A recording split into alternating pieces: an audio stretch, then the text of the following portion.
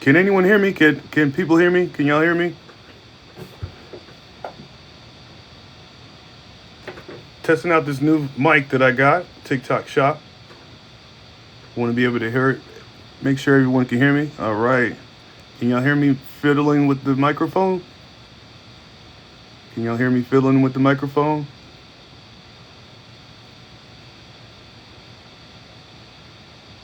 Nice. All right. Testing it out. I'm gonna be using this whenever I go back into court. I'll just have it like tucked underneath my shirt or something. Get audio recording and video recording.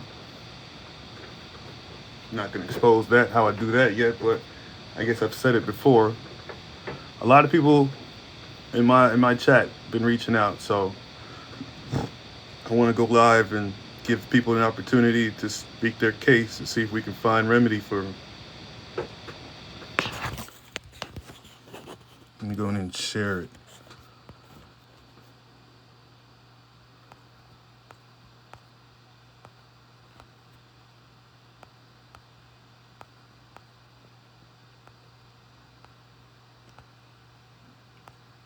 Oh, thank you for the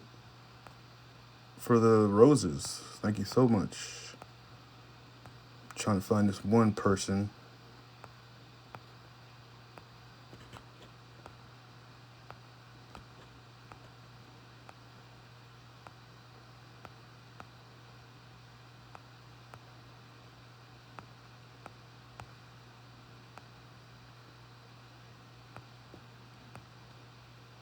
How's my recent people not on here? Let's just send this out and keep it going.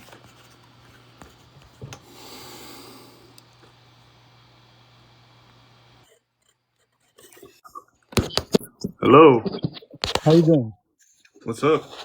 Oh man, I came to like realization of what's going on, and I can't share the like I gotta be careful, so I'm just gonna try to touch on things that I feel that uh, I'm like fighting an uphill battle, and it, can I get started? Yeah, man. Go ahead. All I'm right. listening. Um, it turns out a lot of things I wasn't prior aware of. Now like I see how everything it's kind of too much for me like to take on my own, and I've asked my attorney.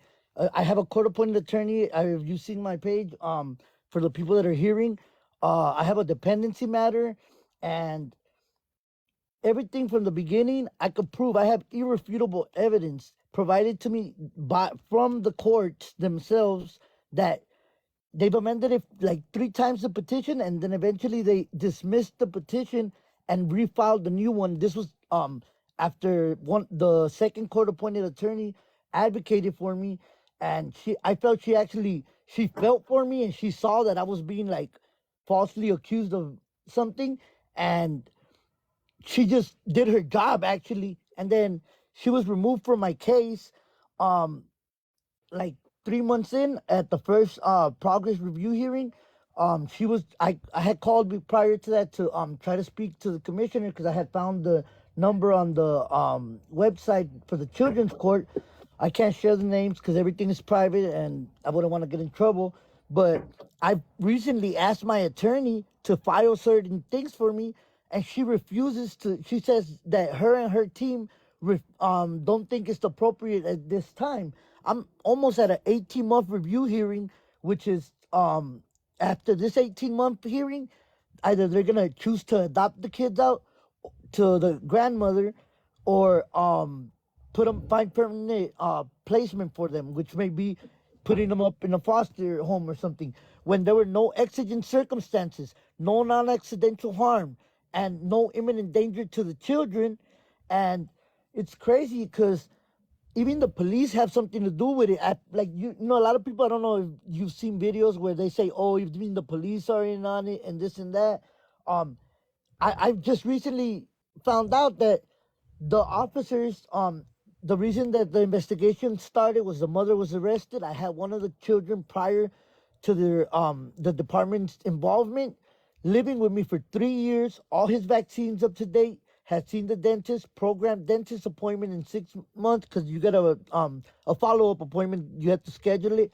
He had that scheduled. Was enrolled in school. Hadn't been absent a day since enrolled in school, and basically the officers that arrested the mother lied, and I reported it to internal affairs. Internal affairs told me I had to wait a whole year before getting a response from the police department.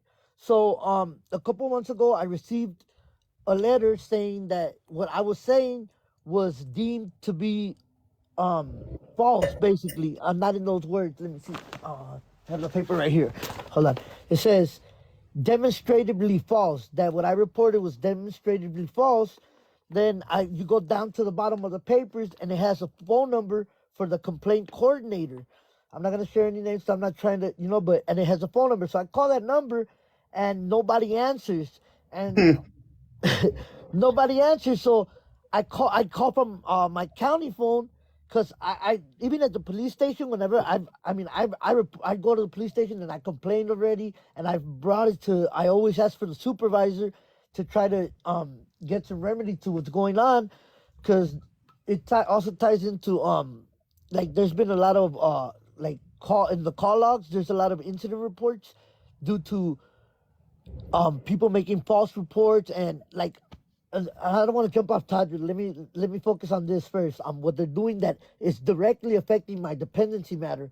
So I call from the county phone and they answer on the first call, and they tell me that that's the back room for the department. So I'm like, okay, what does the back room do, or what is like the main function of this phone number then?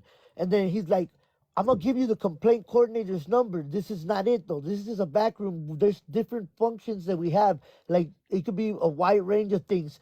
So I'm like, okay, that doesn't make sense to me, but okay, so he gives me the number, I call the other number, and the officer answers and tell me there's no further way to escalate because I told him, okay, they're saying it's demonstratively false and I don't have money for an. I tried explaining to him I don't have money for an attorney, and I can't subpoena the video. But if you guys are saying it's demonstratively false, then you guys won't have a problem releasing the body cam video where it will prove that it's demonstratively false, right? And he says, "Yeah, but we're not gonna do that. You have to get an attorney to subpoena that and do that through the court motions."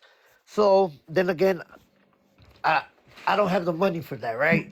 I asked my attorney, my court-appointed attorney in the dependency matter, if he could assist me with subpoenaing that. And even prior to that, I wanted to subpoena the social worker that removed my son from school with no exigent circumstances, no non-accidental harm, or no imminent danger.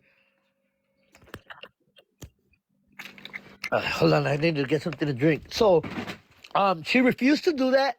My petition's been amended 3 times, and then, like I said, once the second court-appointed attorney that actually did her job and advocated for me properly, I would say, I don't know why she was removed. When I called to try to speak to the commissioner, I wasn't aware that you can't speak to him directly. I had called the children's court to try to go to the self-help, and they told me we don't have self-help. I know that was just because, like, me being a father, and like we don't really get help, right? I see it everywhere. Like I be watching YouTube videos and try to educate myself about it, and it's ridiculous what they make us go through it. The fathers that are trying to be involved in the children's life, and again, I've completed my case plan now. This started in December 6th, 2022, and on January 6th was when I'm talking about that my second court appointed attorney that actually did her job and advocated for me that they dismissed in total the petition that they had already amended several times and 2 times, and then they put in a new petition. I wasn't aware of it till recently that I've been going through my paperwork and then amended that one. So to me that's crazy. That how many times do they get to fill out a report and then it's not gonna stick or it's not enough for us to um get away with what we've done. So let me file another one. Let me change my story before some like I mean it's crazy. And then there's still I finished my case plan in sometime of August. Yeah, August. And by October was the next hearing where I tried like getting the kids released to me, and they refused to release them to me, even though I completed my case plan. Cause, and these are the words that the social worker used. I didn't like. These are the exact words that she used. Well, you're gonna admit to something when, because I tried saying, well, if what's on the petition and what's been sustained, I don't agree with. I try to have my attorney um do certain things and file certain motions, but she refuses to. She says she's not gonna do that, and that she just tells me, what else? What else do you want to talk about? I'm like, well, I'm trying to tell you what I think will bring remedy to my problem, but you say you're not gonna file that, or you refuse to file or make the arguments that I'm asking for. Um, Also, I recently found out because she was absent in one of the court hearings that okay, she was absent in one of the court hearings, so somebody like was there for her, and then I requested a form, and the supervisor for the law firm sent it out to me, and in that email that she sent me for that hearing, it says co-holder, and then it says her name Esquire. So I didn't really know what that meant.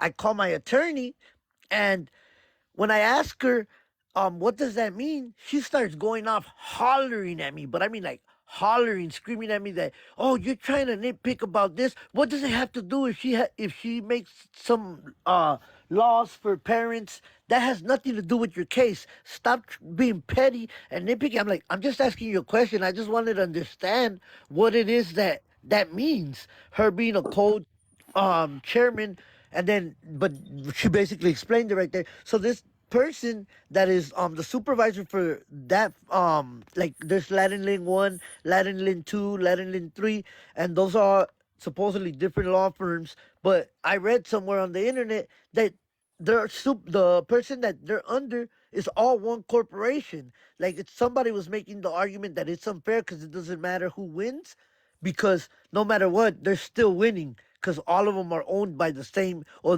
they all report to the same corporation or belong to the same corporation, which is crazy. Like, I'm just trying to, hopefully some advocate or somebody that is involved with the court system can assist me. I've asked my attorney to do a writ of quo warranto or a writ of mandamus to try to have the appeals court directly view the entire case, and she says that no, that it's not appropriate at this time. When I wanted the first initial removal worker to be called to the stand to testify under oath, she refused to do it. She said, no, we're not, I'm not gonna do that. What does it have to do with right now? No, I can't do that. Recently at the last hearing they said that it would be time, this would be a proper time for me to call witnesses and to have them testify on the stand. When I asked, okay, I want the arresting officers that arrested the mother on the day that's based off of, because everything's based off of the mother being arrested. Now I want them called to subpoena to make sure that what like for them to testify under oath. And is that's a violation also of the confrontation clause. I have not yet seen like had the persons making the petitions or amended petitions testify in person, or been up to the person making the accusation, or like when we're going through hearings like the 3 month review, the 6 month review.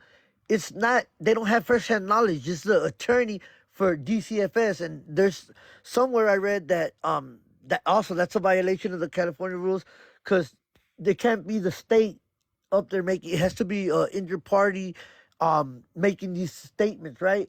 They have no evidence. And just to finish off, hopefully somebody here heard me and is involved in some type of way with the courts that could assist me. On December 9th, which was the first hearing, I had one attorney that she said she was filling in for my first court appointed attorney, that she was just there for that day, that he was present via WebEx, but she was just there in person because he couldn't be there in person.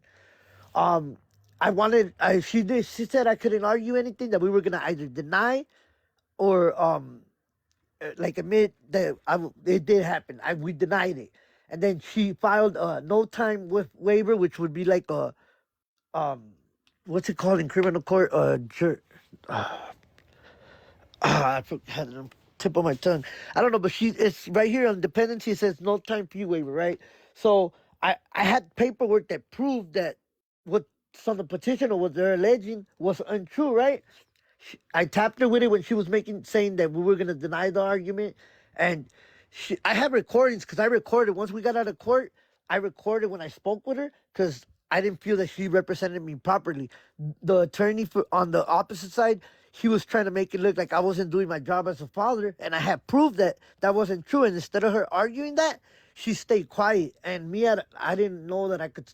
I didn't want to piss off the judge, like speak out of turn. So I stayed quiet. Okay. We denied the accusations. I go back on January 3rd, and I raised my hand and I asked the commissioner, Your Honor, may I address the courtroom? He says yes. After he gives me approval to address the courtroom, I say, Your Honor, I would like for this to be dismissed for the violation of my due process rights and my civil and constitutional rights.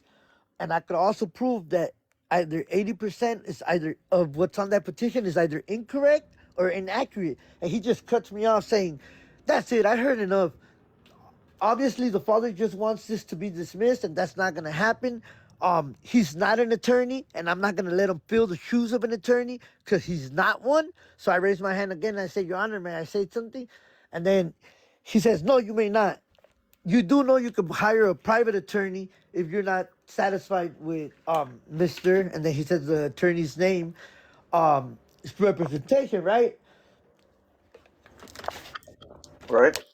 So when he says that, I was like, Your Honor, they want $5,000 upfront and $500 every month, and I currently cannot pay that. He's like, Okay, well, you're due back in 3 days, and I'm gonna issue you a new court-appointed attorney, right? This would be my second court-appointed attorney because the first one that I was saying on December 9th, she let me know that she's just there in person because the attorney, the one for January 3rd, um, wasn't able to be there in person, but he was there via WebEx. So he said he was gonna order me a new court appointed attorney. This also violates some of the rules for where a judge cannot make because he said that he knew the attorney personally for the past 5 years, and he's known to go above and beyond for his clients, which is not true. Because first of all, Of course. look, he had a whole month. And the whole month we spoke one time for a couple of hours. I mean, a couple of minutes, like half hour. And I have the text where he admits to that we only spoke for half hour.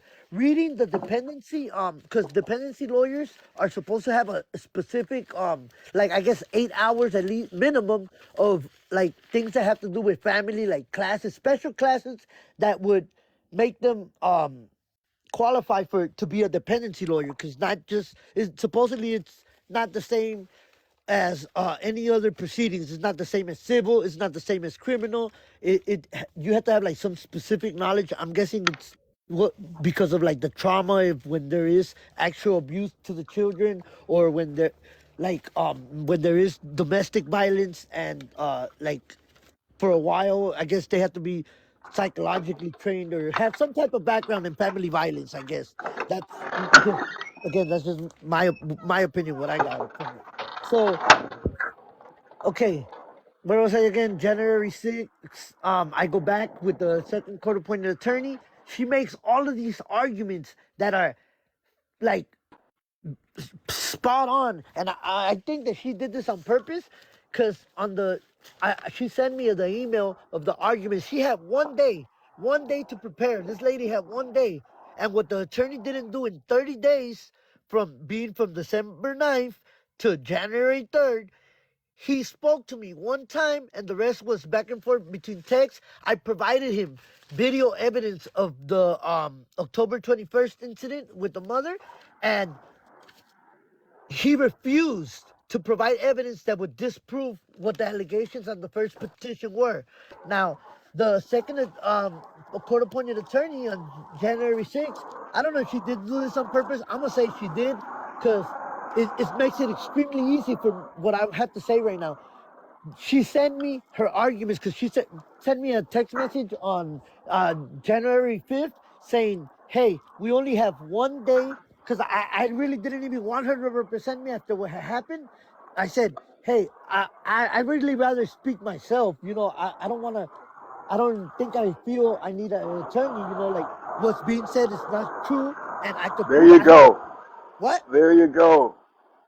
I have irrefutable There you evidence of go. this. See, that's what you said. Yeah. So No, so but you just said that I don't even really want you to represent me. yeah, You know what I and she. mean? Like, But look, you're not then gonna, you're go just ahead. gonna Go keep ahead. getting railroaded. Especially if you're just gonna get railroaded if you have a lawyer, a court-appointed lawyer, especially. You're just gonna get railroaded, man, until they just come to whatever judgment they were gonna come up with anyway. Exactly. So, but then she went ahead and coerced me to like letting her make the arguments for me because she said, and then that's against the rules though, because um, like she basically threatened me that I could lose my parental rights over my children if we do not come up with a good game plan. And again, yet again, I'm not really. I've never look. I have no criminal record whatsoever, no convictions of nothing except back in 2013. And this is because I didn't know the game, where you plead guilty and because first time in jail sitting in the county, and then they told me, oh, if you plead guilty to disturbing the peace, making an unreasonably loud noise, you leave home today. I said, shoot it. I signed the paper. I got to go home, but I pleaded. Then you plead guilty to I pled guilty to disturbing the peace, basically making a really loud noise. That's what it says on the thing. So I didn't know that, so I did, like plead guilty to that. But I have no, besides that, no prior record, no convictions, no nothing, no drug offenses, nothing. Completely clean record. But it's a crime to Mm-hmm. make loud noises. No, it should say I pleaded guilty to making disturbing the peace, and then it says making a unreasonably loud noise. Uh, There it is. So Hey, what but was I the got released initial? that day. Again, like I said, it was my first time being in jail. I didn't know how the court works. So anyway, I say, okay. She sends me the thing where she says, but the thing. My point is, she actually had 1 day to prepare, and all the arguments that she made were on point. This other attorney had a whole month and didn't make not one argument. Told me that he was gonna put me on the stand to be able to advocate, like to say my story, and then once that happens, he just recused. Once I get there, he told me he's gonna ask for a new attorney for me. I'm like, wait, you can't do that. Why you tell me that you were gonna put me on the stand for me to say my story? Because prior to that, we had a conversation. And he was just all bad. He had tried to make it sound like because I wasn't there in person and I was appearing via WebEx that I didn't care about my kids. So I told him like I don't want to go down there if I could pure via WebEx. I got something in the mail saying that I could do it like this and this is more convenient for me. So I told him I didn't want to go down there if he wasn't gonna put me like to be able to say my story because I was never even interviewed by the social worker, even though she reports she spoke to me and conducted her investigation. I never even was interviewed like that. Like we didn't have a sit down or nothing. I spoke to her. I denied her entry into the home. I told her that if she wanted to, she could come speak to my son. It like once he woke up and had That's ate. part of the problem, though, right there. You Why? gave them too much damn consent and yeah. admitted for too much bullshit. You What do you have to mean? stop consenting to letting them do anything. You're Yeah, giving them consent. You don't But even how so? realize it, but you are. You should have let you gave him nobody consent talk when to you got you. that Can't do lawyer. none of that. Yeah, when you got that lawyer, that's basically giving them consent right there. Absolutely.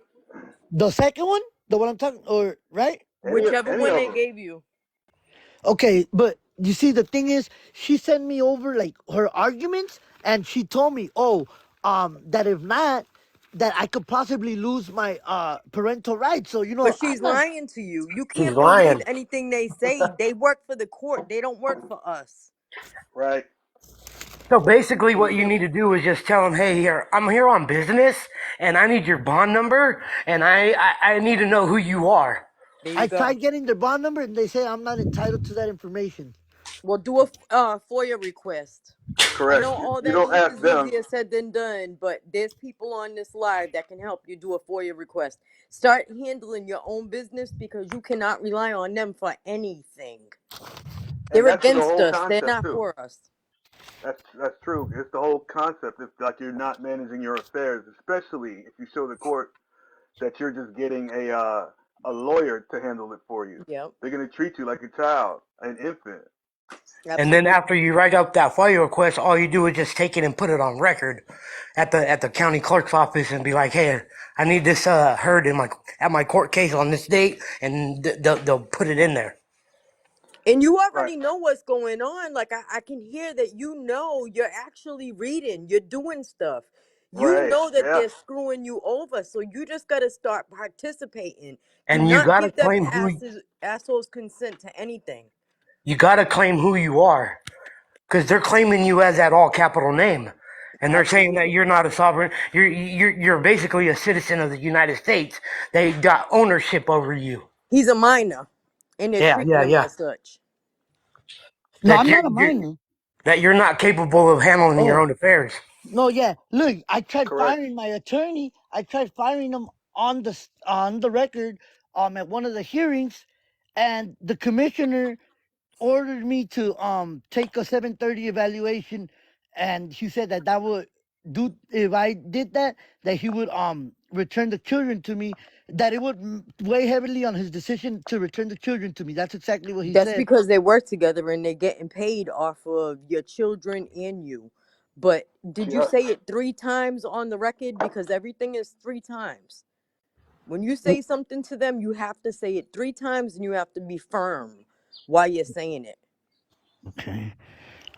Yep. Well, right now I'm at the point where, like I said, I finished my case plan. I've done everything, but the social workers are they're first of all, they're making statements under oath that are untrue and that I could prove it. They're dicking 'Cause you around. We can hear it. They're dicking Right. you around. They're not for you. But that's why you can't treat them like they're your friends. You can't treat them like their family. Do not give those dickheads any consent to do anything Check it for out. I've you never signed or for your anything. children. I haven't signed the case plan. I haven't done any of that, but the mother did. So I don't know if that also That has Oh, no okay. overriding over you, though. I don't know if that might be like oh the one of the parents consented, the other one didn't. So I don't know like I said, and then the children are placed with the grandmother. But you see, this is the worst part of it all. The commissioner ordered that I do not speak to the children about the case or record the DCFS workers without their consent. Nah, So that's bullshit. You can record their asses. They're public servants. so look, yeah, I still record them anyway because my thing is, how do I prove that they're lying? And then since the inception of the case, which is fruit of the poisonous tree or dealt with dirty hands, that's why I feel that it should be dismissed completely. Um, like okay, the social worker lied on the petition saying she spoke to me to get the petition granted to be able to remove the children illegally. So she basically kidnapped them, right? How am I supposed to prove that they're lying if I don't record them? So I recorded You them. have to file a FOIA. Once you file the FOIA and you go ahead and present it to the courts on your own behalf, as it's reported in the court's documents, that's when you open up the FOIA and you explain it all in there about how it is and what's going on, and then you go ahead and present at the bottom, I am your name, owner, and what you call it over the top of the all capital names. I am here to represent, and that's how you get rid of the lawyers and all the people that are just trying to override what you're trying to do. You got to get that in the court to where that judge will go ahead and say, hey, okay, this guy wants to do business. Let's go ahead and see how he wants to work then. You have to get rid of that damn attorney. That Well, Yes. I came to my that's your biggest attention. problem. It came to my attention that, and then the attorney. Look, I try to do as much as my investigating on my own, and I found the picture of the supposed okay. Because hold on, I haven't even got to like the there's is more. Okay, so the second appointed attorney that represented me, and I'm trying to find the papers that I wanted to read out. I feel she did this on purpose for like me to be able to, because it refers to it says FA for father, maternal A for maternal auntie, MA for maternal auntie, um, and then maternal grandmother, and like the way that it's made like that, I felt I could use like it's good because you're not supposed to share any names. They told me they had previously they threatened me that if I shared any information, I could go to jail because it's supposed to be private and anything in dependency court. If you go public with it, you could be found guilty of a misdemeanor. That's what they said. I don't know if it's true. Ha, We that believe won't. all the bullshit they tell us, and we actually try to treat them how we treat other humans, like with kindness and in honesty. You can't treat them that way. You cannot be kind with them. You cannot be honest with them. You have to start doing exactly what they do to us, and that's Direct. basically lie between your freaking teeth and do anything, any means necessary to get back your children. That's your intellectual property. I mean, So I with that FOIA request, what you do with that is when you're requesting their bond number, is you go ahead and put in your case number, and with at the bottom of the FOIA request, you'll go ahead and say, "Hey, I am requesting the bond number. We're trying to do business together, and I want to know who I'm dealing with." Do you Period. guys remember the website that Hunnit was talking about that you can look up and see if the attorney is actually legal to do business in that state? Do you guys remember the website? Because I got it in my records, but I can't search through everything right now. MMLS. There you go. Write that shit down and look on the website. okay. MMLS is where you look up and see if that specific person or that corporation has a business license. MLS, Look up the attorney. but You that's can what just put their name in there. MLS. Hello. I didn't Yeah, hear you, hun. MMLS. Oh, MMLS. Okay. So yeah, so after the January 6th, that the court, the one that I feel actually did her job, that represented me, I go back to court in the 3 month review hearing, and I had called to let them know because I had found out they were violating, like they're coercing the children, talking to them about the case, because we were ordered not to talk to them about the case, right? And not to record the social workers. That was just for me because I was the one that was, they screwed over, and I continued to record them, and I got caught basically recording one of the social workers because I used to carry my phone hanging on my neck, and I carried it on my neck recording. And at towards the end of the conversation, the phone flipped over, and the social worker saw that I was recording them. So he started screaming, "I do not consent! I do not consent!"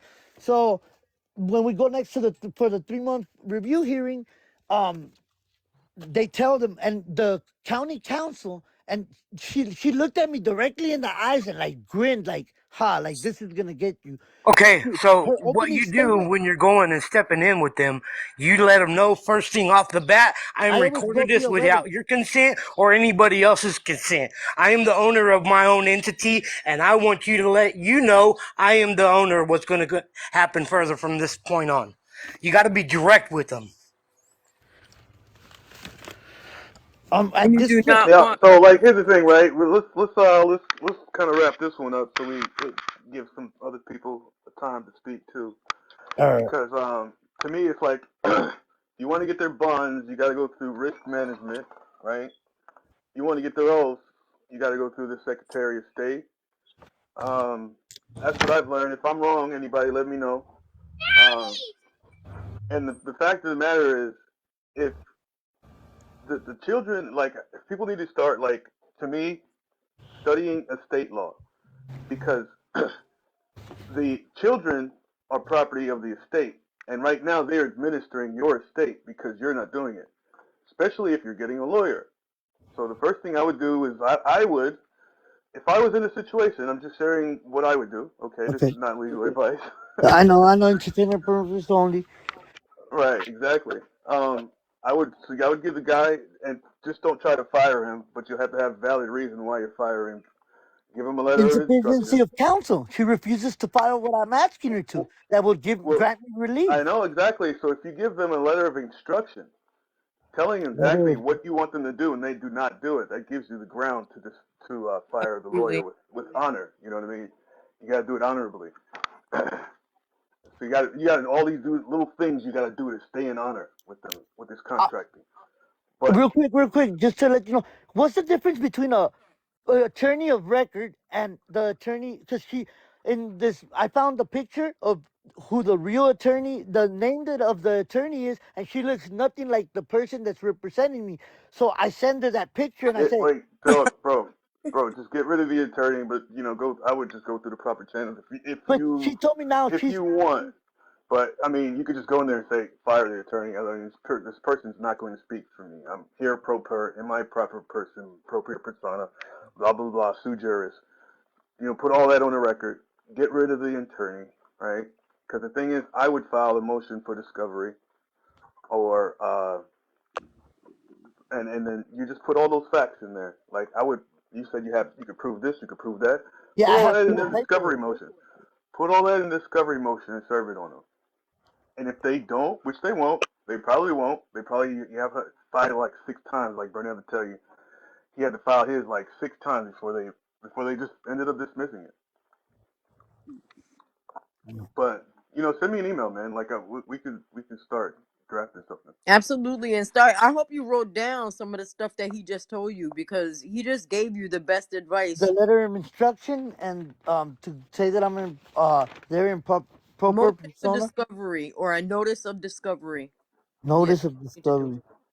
discovery. Not advice though. It's just information. Okay. That's right. Just information. All right. Thanks everybody for listening and giving me the time to speak. Absolutely, brother. Thanks, Mr. Difficult. Appreciate you, bro.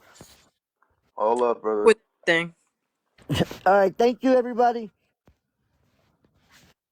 Email me, bro. Email me. All right.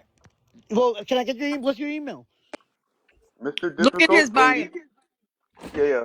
It's Mr. Difficult 80 at gmail.com. Okay, cool. No dot. And then join the Telegram too. That's in the bio as well. Anybody else want to come up? What's up, Julius? Court's all about bonds. What do you think, B? I know he stayed quiet. Oh no, man, I was cooking this pizza for my lady. Oh. But Gotta take care of home. nah, yeah, you have to definitely fight an attorney. You can do that on record. Like, just if he's not listening to you, just wasted the court date. Like, hey, I'm firing this guy. He's no longer speaking for me. And you already been studying and getting your paperwork together, and you can take it from there. So you don't have to tell them your moves when you do it because you're an adult. You just go in there and handle it. Yep. I'm excited. I just got one of my bonds back today. I have to check the mail. You said what? You got bonds back? Yeah. Hell Yeah. no. Okay, that's the stove. What? Wow. We Get might the have to hell out of rent. here. It's the actual check. Yep. They sent me for the. It's not even for everything. They just sent me for the original charges. Oh, hell yeah. Good for you. Mm. Yeah, we're gonna have to turn that into a little package to send out to the people, man. Yeah, just stay on That's a them. win. Calling That's a them. win right there. And all it says in the memo is just my case number and then the amount. It doesn't Mm. even say why. Do you want to let us know the amount? This is 230, and then Okay. Sure. That's groceries right there. yeah, that's what that's what I That's told her. something. That's Shoot, and that's that's just the good. beginning. Yeah, Right. Because the thing is, if they would have let that thing mature, what I mean, probably would have grown up to like a couple thousand or something. You know what I mean?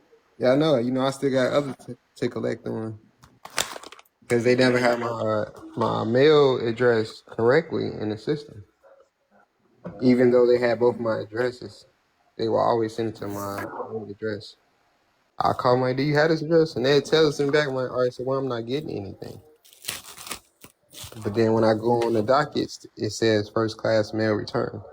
So obviously y'all sent it to the wrong address. And instead of contacting me or telling me when I'm calling, because I'm calling every week, You can just say, "Yo, Mr. Barker, your mailing address needs up to date." You know, but they're making it a fight for everything. So You guys That's need to crazy. collab and actually put something together so you can do a little teaching on how to get the bonds back because everybody's talking about it, but ain't nobody getting nothing back. yeah, I really don't know. I've just been calling and sending paperwork.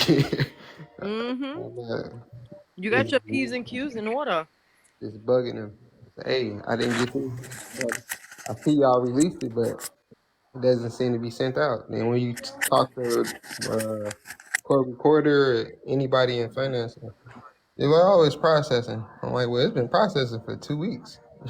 Court's been over a month ago." Right. Because you remember, after so many days, it's abandoned funds. You have to Right. do due You got to diligence. go in there and claim it. Sunshine, what's going on? I'm at work today, so it's not a real good time for me to really talk. But I have off Right. tomorrow, and I was really interested in finding out how to do a FOIA request for these bonds, and then to learn the mechanics and who to send what to, and yeah, Yeah. yeah, because So, oh, I'm sorry, go ahead. no, no, no, go ahead. Me mute. Previous to this traffic issue that I received, previous to this, I lost my house in foreclosure. So when I did the assumed name, I attached it to my address that I got evicted in foreclosure to, that I lost my home to foreclosure. And then I put a P.O. box as my direct place of business. And the Secretary of State of Minnesota put my P.O. box, he assigned my P.O. box as my place of business. But they wanted a physical address. And when I moved and got evicted out of my foreclosure home, that which they stole from me, I rented a room with a lady in town. So I stayed I stayed in my county, and I didn't know whether or not it was going to work out. But I know that in order to do the assumed name, they wanted, some kind of a physical address, and I just put my old address. I'm not living there anymore. Somebody said, "Oh, that's not good." But I want to change this, or edit the status on my assumed name so that, I don't want to put where I'm living right now, just renting a room, because like I said, I'm living with a lady, and I didn't know how well that was going to even work out or where I would be next. I really wanted my own place, my own apartment. How do So you do a change of address to your P.O. box? yeah, I was going to put the physical address for the PO box and then just put unit number Yeah. 613 or something like. Yeah, would that work? Would that still suffice? What do you think, Mr. Diffcult? I think it would. I think it would Yeah. because, like, I have my box. I have my physical address for my assumed name, but the process that I went through was very in depth. I went through. I took Ampul's class on it. So you could probably reach out with him and let Mm. him know because I don't want to be, violating anything. So you know what I mean. Okay. Yeah. What's his name? But Ample. You said his A amp, N P name is U. Ample. yeah, Eddie U. Okay. AMPU. I mean, we Eddie. got Julius here. We know he probably knows something. Let me see if I can get him on. No, I Well, think he left. and also I wanted to keep my old address because it shows that I'm not abandoning my property, and I'm still trying to fight for my property. And I did the W-4 sandwiches um, the year that I lost my property, not last year, but the year before. I lost my property, so I did all the W-4 sandwiches before they actually sold the house. And I forgot to do the 3949A and the 211 to collect any rewards, but I did get rewards back a little here and a little there, where they assigned credits to like my electric bill. They assigned credits, and they were paying that off, and they were paying some of my phone bill off. And so I did receive credits by doing the W-4 sandwiches. It's just I didn't get the money in my checking account.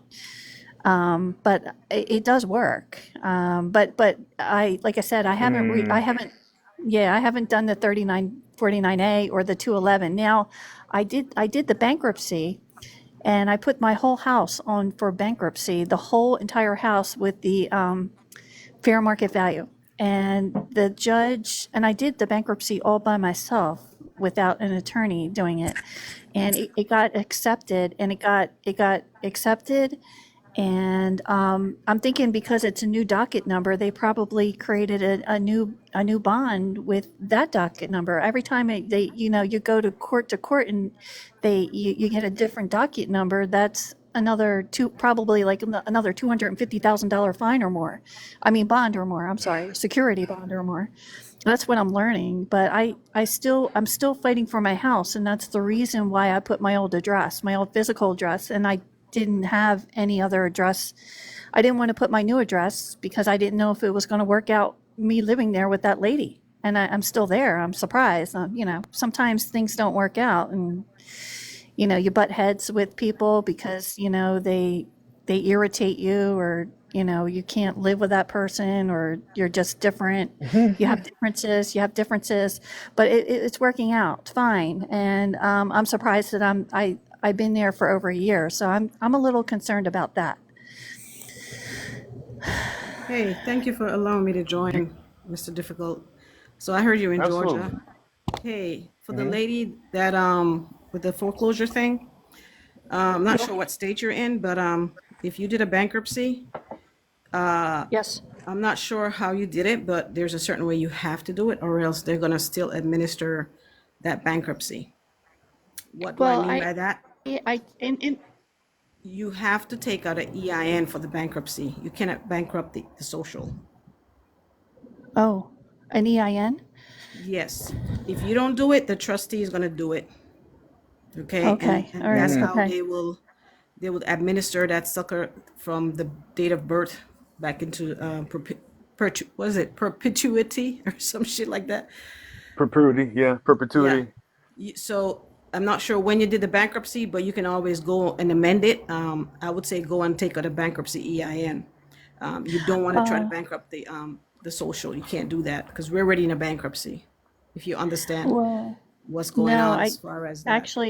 actually, all I know is they said you had 3 years to rescind from the day of bankruptcy. You had No, 3 years to rescind the contract. no, that's foolishness. If you read 16 CFR 433.2, it tells you that they never give you full disclosure from the beginning. That's your remedy right there. Because what they Correct. did was they flip you over and turn you into a debtor. Well, not you, but Okay. your person. So what you can do is I heard you did a W-4. So what I would suggest you can do, you can start an investigation by you can actually go online now and do your 3949A, which is what I do. I get results in like 30 days or less. You have to use specific language though, because remember, Well, the property that you have was a farm. They didn't tell you it was a farm, and that is why it was registered. Because the Secretary of HUD can only issue loans, real estate loans to farmers and ranchers pursuant to right. 7 USC 1922, if you read it. So the realtor committed, what you call it? It was a conflict of interest for them to even participate in that because they never sold you a home. They sold you a commercial property, right? Those are the only three things they can sell: commercial, industrial, and agricultural properties. Well, I couldn't do, okay, when I did my W-4s, I had to do everything the year before. So when I did my bankruptcy, when I had the bankruptcy, I had to wait the following year. In other words, in order for me to do my bankruptcy W-4, I would have had to done it last year, and I let all last year lapse because of I had drawbacks and funerals to go to, family members died, and all You these can claim those credits back. You just got to claim them the right way. okay. For every account that you have out there, you have to do an acquisition on them. even the property that they stole, you have to do an acquisition. You know, Oh, so I'm when you not say giving legal advice. I'm not giving you no, tax no, advice. right. When you If say acquisition, you mean the 1099A acquisition, yes, yes. and then do a 1099C thereafter. Oh, You okay. don't have to technically do the C. You want to do the A because you want to keep the reporting on every transaction. Even if you apply for something and they denied you, fake denial, Okay. you have to go back Okay. and look to see how much. Say for instance, if you Yeah. try to go get an American Express credit card, right? And they send you an offer in the mail and say, "Hey, we can give you the maximum is 50, but we don't know if you're going to qualify." If it says 50,000 on Right. there, that's what you're going to claim on that acquisition when they deny you, Okay. because they will try to Okay. do that. Well, the only thing that that before I got my before I did my bankruptcy, they sent me a 1099C, Sent you a and if 1099. I could, I think The it's fake the servicer. bank, yeah, the Oh, US yeah bank. I okay. think it was yeah, a So fictitious you know name. what Yeah. you could do with So that? You know what you could do with that I 1099-C? have to I have to find the original. I have a copy of it, but when I moved, I'm like I misplaced the original green card That's 1099C. fine. Don't worry about that. This is Okay. what you do. Okay. Reach out Okay. to the Board of Governors of the Federal Reserve, right? If you remember your Board. Wait loan a number minute. and all that stuff, do a Board FOIA of request. Governor. Board. Do Oh a wait. FOIA Board of request. Governors. FOIA request. Yeah, FOIA. Under the Yeah, FOIA but Act, look. what's the board of governors? What is it The Board called? of Board of Governors is the Governors. Federal Reserve.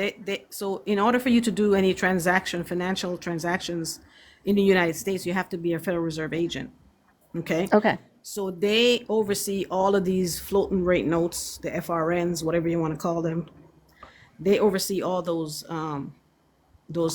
intellectual properties. Okay. Right. Right. So when you did the application for your home, there was an account created. Okay, so you're going to use that account number to request the record that they loaned you something of value. You understand? I'm writing it down.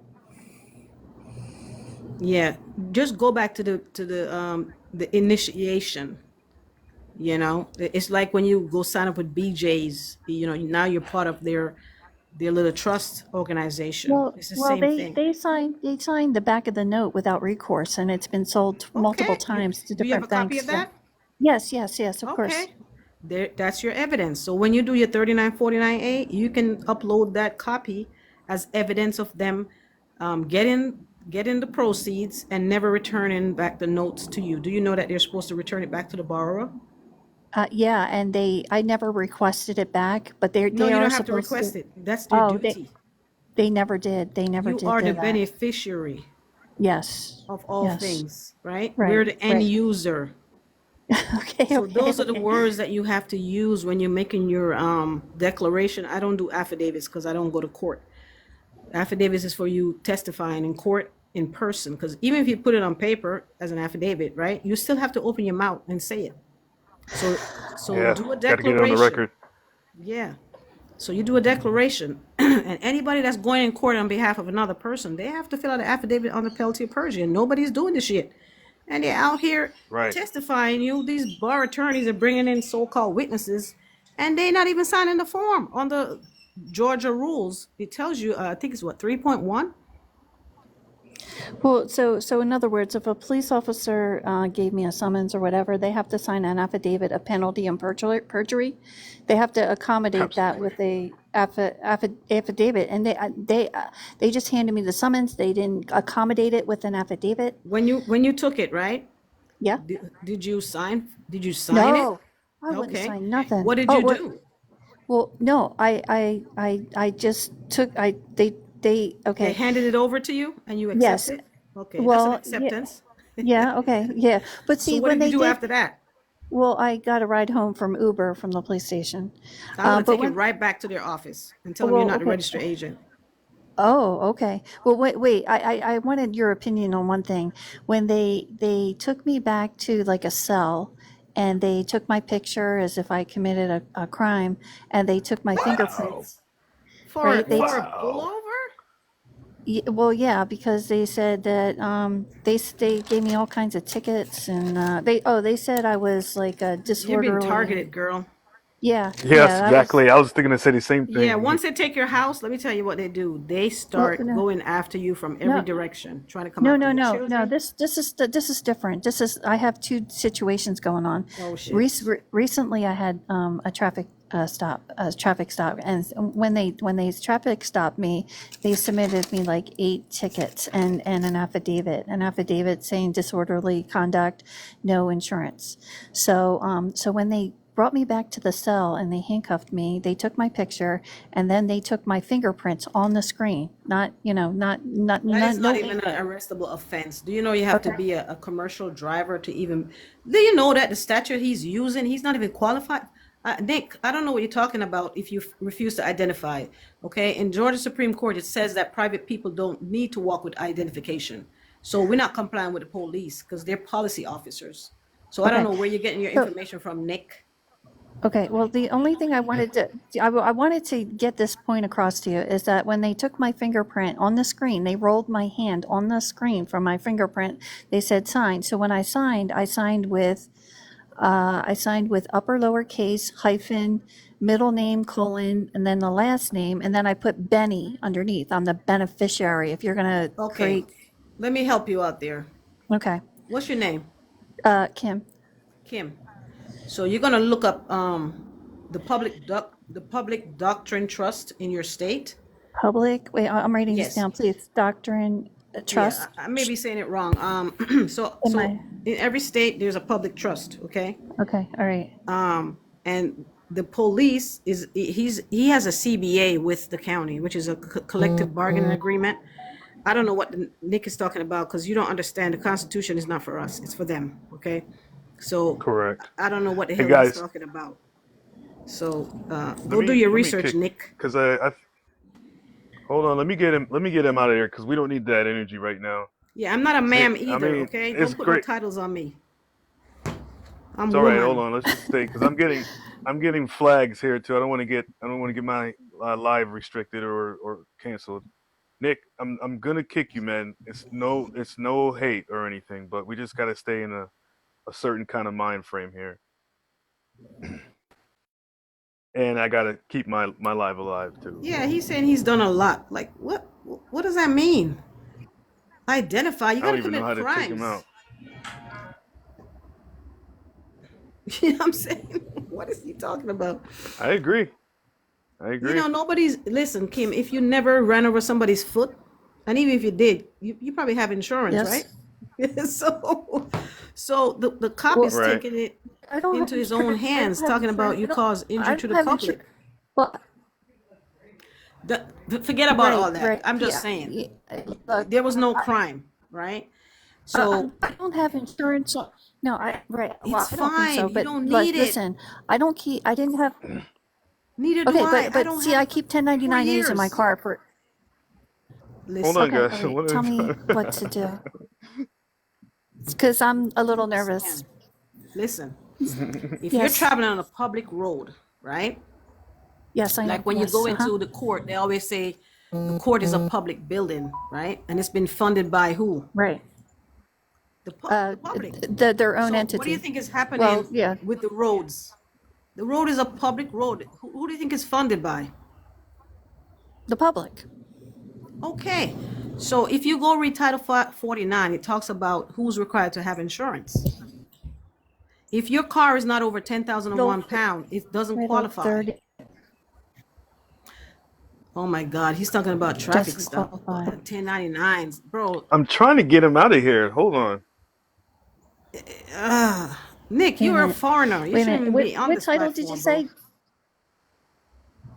Did you say So Title Title 49? 49, Did you say? yes, it's transportation code. Okay. I'm not giving Transportation code. misinformation, Okay. bro. They got to go read the stuff, okay? So you're a bar attorney, okay? You have an ISLN, okay? You're a foreigner. You have not provided your affidavit to the attorney general. Where's your bond, huh, Nick? I don't give legal advice, fool. Okay, because there's no licensed All criminal right, all attorney. right. Trinity. Let's just Man, Nick, go. Oh, They boy. they will restrict my life. But that's good though. I think you guys should I think you guys should You guys got to sunshine. I do think you your should reading, though. The statute is not for you should us, guys should get guys. together. DM her, right? Send her a DM. Y'all get together. You know what I mean? Thanks, And come up Donald. with a game plan. Educational, entertainment purposes only. You gotta do your Right. reading, guys. 48 CFR 52-212-5 tells you that if they use the statute and codes without the authority, okay, they're misrepresenting. Okay, they can be Unfortunately. charged. Yeah. If Yeah, I they go don't and even have the use, authority. yeah, if I go and use, say for instance, if like say for instance, you know how they have these organizations out here, like, you know, fraternities, you know, Alpha Alpha, whatever they call it, and I go out there and start throwing up signs like I'm one of them, right? And they try to give me a sign, and I don't know what it means. Guess what's gonna happen? They're gonna beat my ass because I'm impersonating their thing, trying to infiltrate their organization, right? So that is what's happening with Correct. these agents. They're using these codes that doesn't belong to them, right? They don't have permission to use it, but they use it to Yeah. entice you and coerce you into performance. It's all contract. Everything is a Yeah, and contract. I'm not saying. Well, I was worried because when I signed for that signature, anytime you sign with the signature, you're contracting with them. But I signed as the beneficiary. Okay, You're upper always the lowercase, beneficiary. hyphens and colons. Okay, so I don't Yeah. think this is. I'm not playing. I have a Zoom meeting. Is there going to say, "Oh, these are pretty. Just ask them for the These agreement. are charges against you. How do you play?" Listen, you don't Yeah, plea. yeah, You yeah, don't never plea. yeah. Where's your? Okay? You No, don't plea, no, baby. never, never, Tell them never, you wanna never. you No, wanna do a never. plea of release. Okay, plea of I want to release. see their contract. Yeah, ask them for the Oh, agreement with the underlying obligation that requires you to perform, and you'll do whatever. Just produce the contract, because court only can administer contracts, okay? And you have to have parity with the other person. So if they're an entity and you're a woman, how the hell you gonna have conversation? You 3949 yeah. A Well, see, everybody. Judge with his title. uh, uh, uh, The poll. 3949A. Everybody, Yes. everybody. Okay. Go Yes. go go on Oh, my the other thing TikTok. is, You'll see me well, talk about it. well, the thing is, well, okay, but they held my car in hostage. They towed it, and That's it's at a theft. tow. Yeah, that is theft. Yes, yes. And I want to come up with something to saying that I would like them to cure the charges. Give them an opportunity to cure the offense. Yeah, you've been targeted, girl. I ain't gonna lie. You listen. You've been targeted. I know why I'm saying this. I don't want to go into too much details, but it's you might think it's not, but it is. Okay. Yeah. Okay. Right. Are you a single mom I or say y'all definitely exchange. No, I've never been married and I don't there you have go. children, and I'm 60. I'm 60 years old. There I'm you a go. little over 60, a little over 60. So and I have a low income job. I don't make a lot of money. So You never they make harm money. me. What is money? They What is harm me. money? And Can there's you no injured define that? party besides the. Well, there is no money. There's no money. Well, if you look up the Right. definition of money, it says it's talking about oil and gas, right?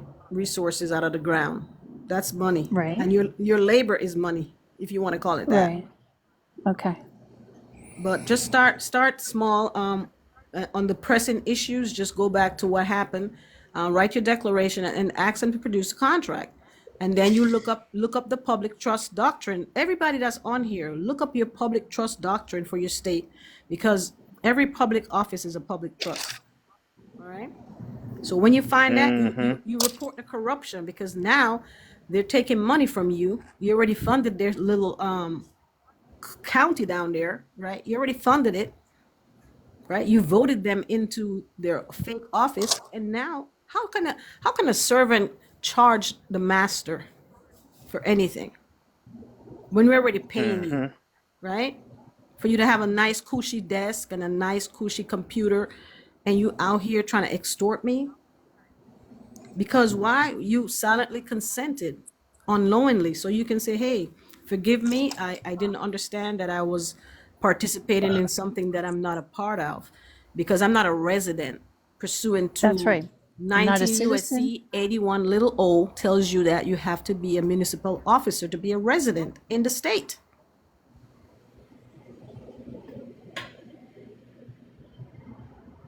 Look at their charter, Kim. Every one of them is doing business, right? Look at their bylaws, look at their charter, and go to your Muni code. Muni code, MUNICODE. And it would tell you that they only have certain jurisdiction within certain boundaries. Listen to my words carefully. Certain jurisdiction in certain boundaries. When I look up the county here in Georgia, where I was, you know, I go by every now and then, it says 1 mile of jurisdiction from the courthouse extending in every direction. 1 mile. What's up, this guy? 1 mile, guys. You gotta look. The shit is right there in plain view, but we don't know what they are. Now that you know they're doing business, just treat them like a Walmart. Okay? Look up their bylaws, Mm-hmm. look up their charter, look up their ethical codes, and look who regulates them. Because when you do, you're going to find out. You go see the attorney general, you ask him, what are the duties of the attorney general of the state of blah, blah, blah. It's going to tell you the attorney general has all powers delegated to him to pursue and prosecute all criminal and civil cases on behalf of the state of blah, blah, blah. What? Wait a minute. So you're trying to tell me that when I went to the magistrate court, the person that was prosecuting, did the AG give him authority to do that? What's AG? I never knew Attorney what that is. General. Oh, Attorney General. Okay, thank you. Why am I saying this? Because I Attorney requested the General. information.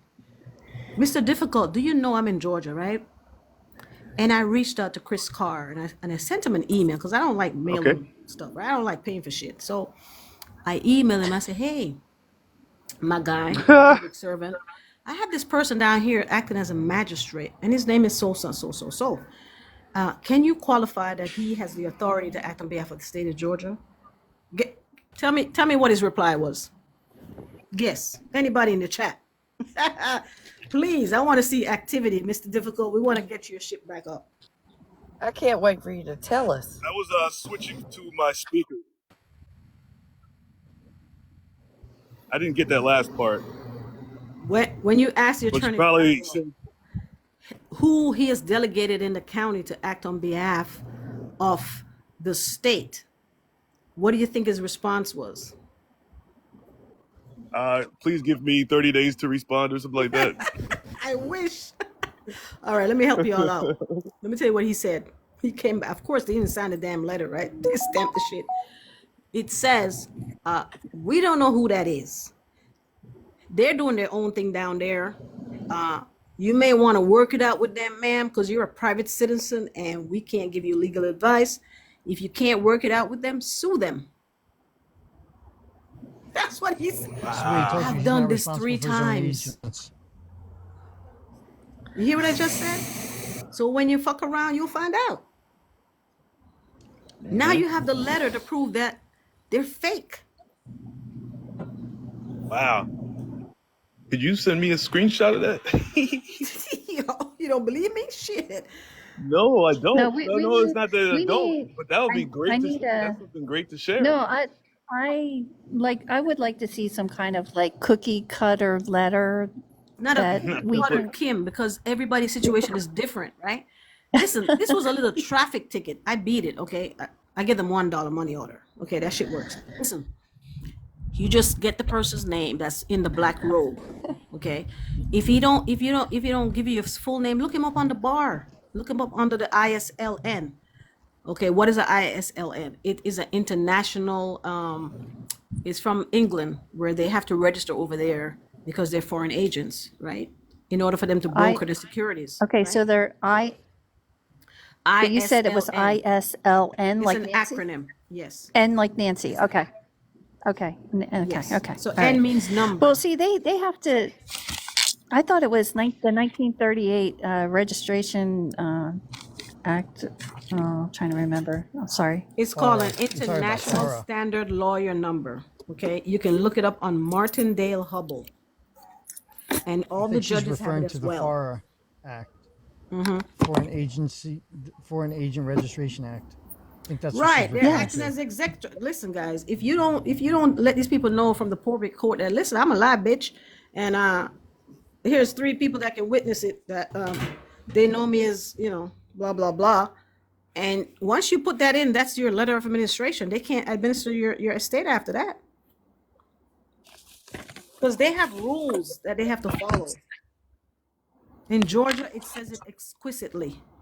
You have to send in to the probate court a petition of letter of administration, and once you send this in and it's been approved, we can no longer administer your estate word for word. No cap. Wow. Bro, everything is there. Yeah, if you do the executor letter, that's a very high position of power.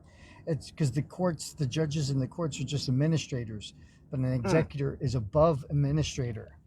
So Ooh. you're in charge of the estate once you claim the executor position. Okay, they have no say. They can only do what your will is. Okay, but the thing is that people don't really understand that or know how to do that or even how to use the estate for subrogation, because you can actually use the estate for subrogation as well. Mm. Listen, man, they tell you on Title 28. Listen, if anybody acted on behalf of the government caused you any harm or financial loss or whatever, submit your SF-95. It's not complicated. There's not one way to do.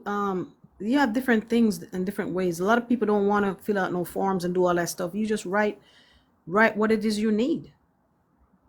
You know, it's simple. You shouldn't have to jump through all these hoops. You're already free. You have Right. dominion, and you got to express that. Some people want to do trusts. Some people want to do assumed name filing. Some people want to do this. I did all of that shit.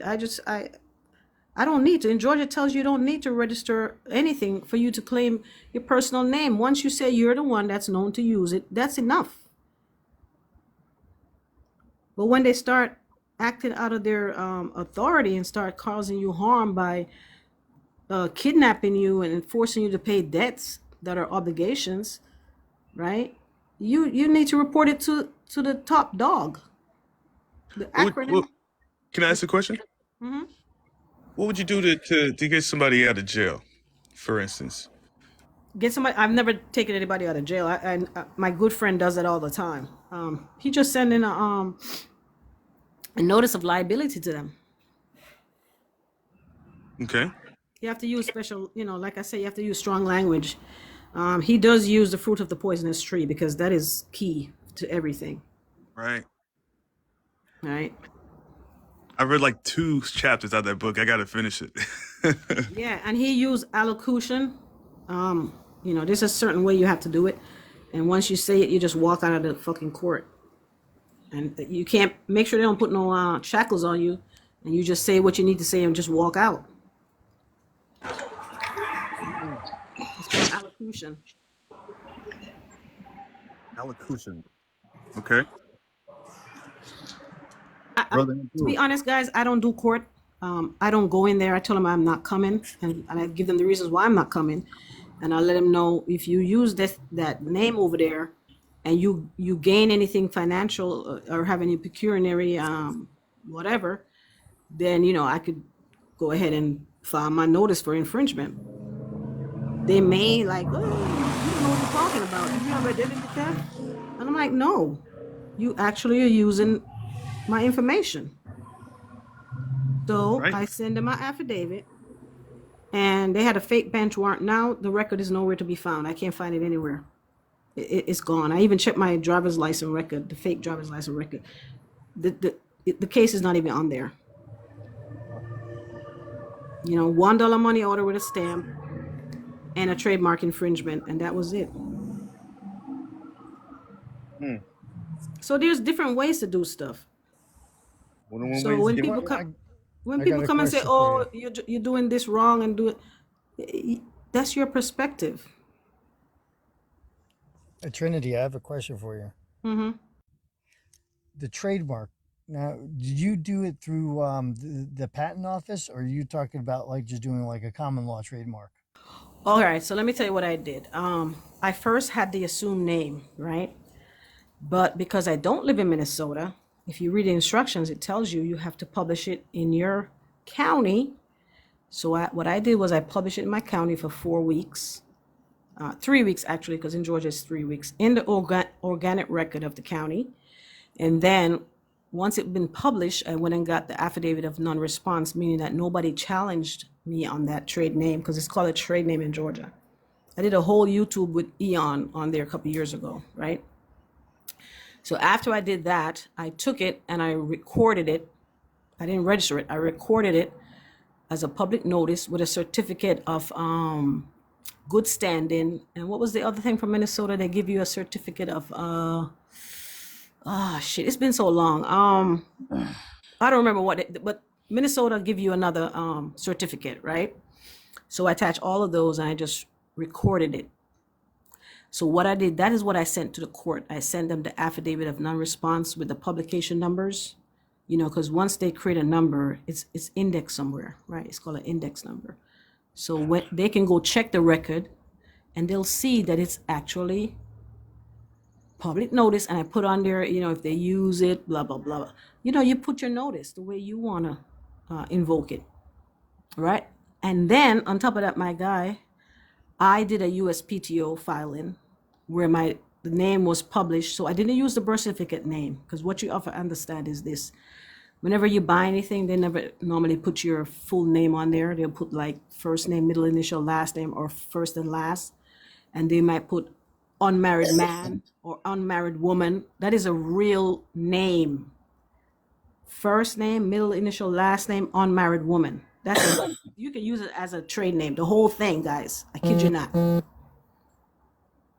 Just like when you have the baby, they would say John Adams, blah, blah, blah, baby boy.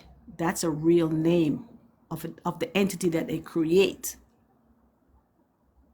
And I've confirmed this with my friend. She works in the hospital in the maternity ward. And she said, Trinity, how did you know that? I said, I read the Georgia law. And it tells you that they create an entity. They create their own entity because the birth certificate is their property. So I use the USPTO, and that is one of the strongest things to use because it's recorded in the Gazette, which is an international paper. So what I did, I took that link directly from the USPTO, and I didn't even send in the paper. I did the shit by email. So I put the link to the USPTO filing. So when they click on it, guess what comes up? The full name. When it was recorded, you know, infringement notice and all that shit came up. So now they can't say I didn't notify them that the shit is trademarked. But I didn't continue with it. I was like, I don't fucking need to do that shit. Because that shit costs money. Right. So when I go back to Georgia, Georgia says, I don't need to do none of that shit. And a good friend of mine, his name is TYB, he told me, he said, Trinity, you know you can send it to 3 people, right? And go in privately instead of paying. And I was like, huh, okay. Well, that's what we need to do. Right? So you have to understand, guys, we're not the one doing the business. So we don't need to be out here, you know, paying for all of this shit, because once you pay for it, it's like a privilege. Because now they're giving you a service or alleged service for you to participate in some shit that you you have no business participating in. And they supposed to be providing us with the services, right? Exactly. That's crazy. Yeah, we're private people at all times, even when you're walking around in public. So if you out here divulging your private information and giving them all your DOB and all that shit, you just, hey, you give up your Consent. privacy. Yep. If I come to Beautiful. your house, Mr. Difficult, and I fall down the stairs, guess what? I could say, you know what, Mr. Difficult, man, don't worry about it. I have insurance. But if I want to be an asshole, I'm gonna be like, listen, I need your insurance because I need to file a claim. Right.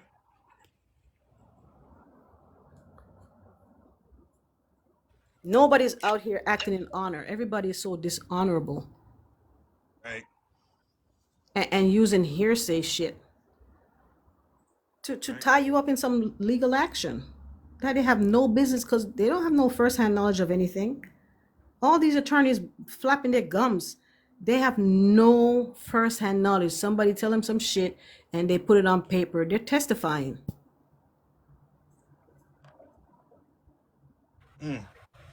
Think about it. And they never say, I swear, and put their hand up. No, they never do that. They stand at the little podium and run their little gums, knowing that they're an officer of the court. And their first duty is to the court, not to their client.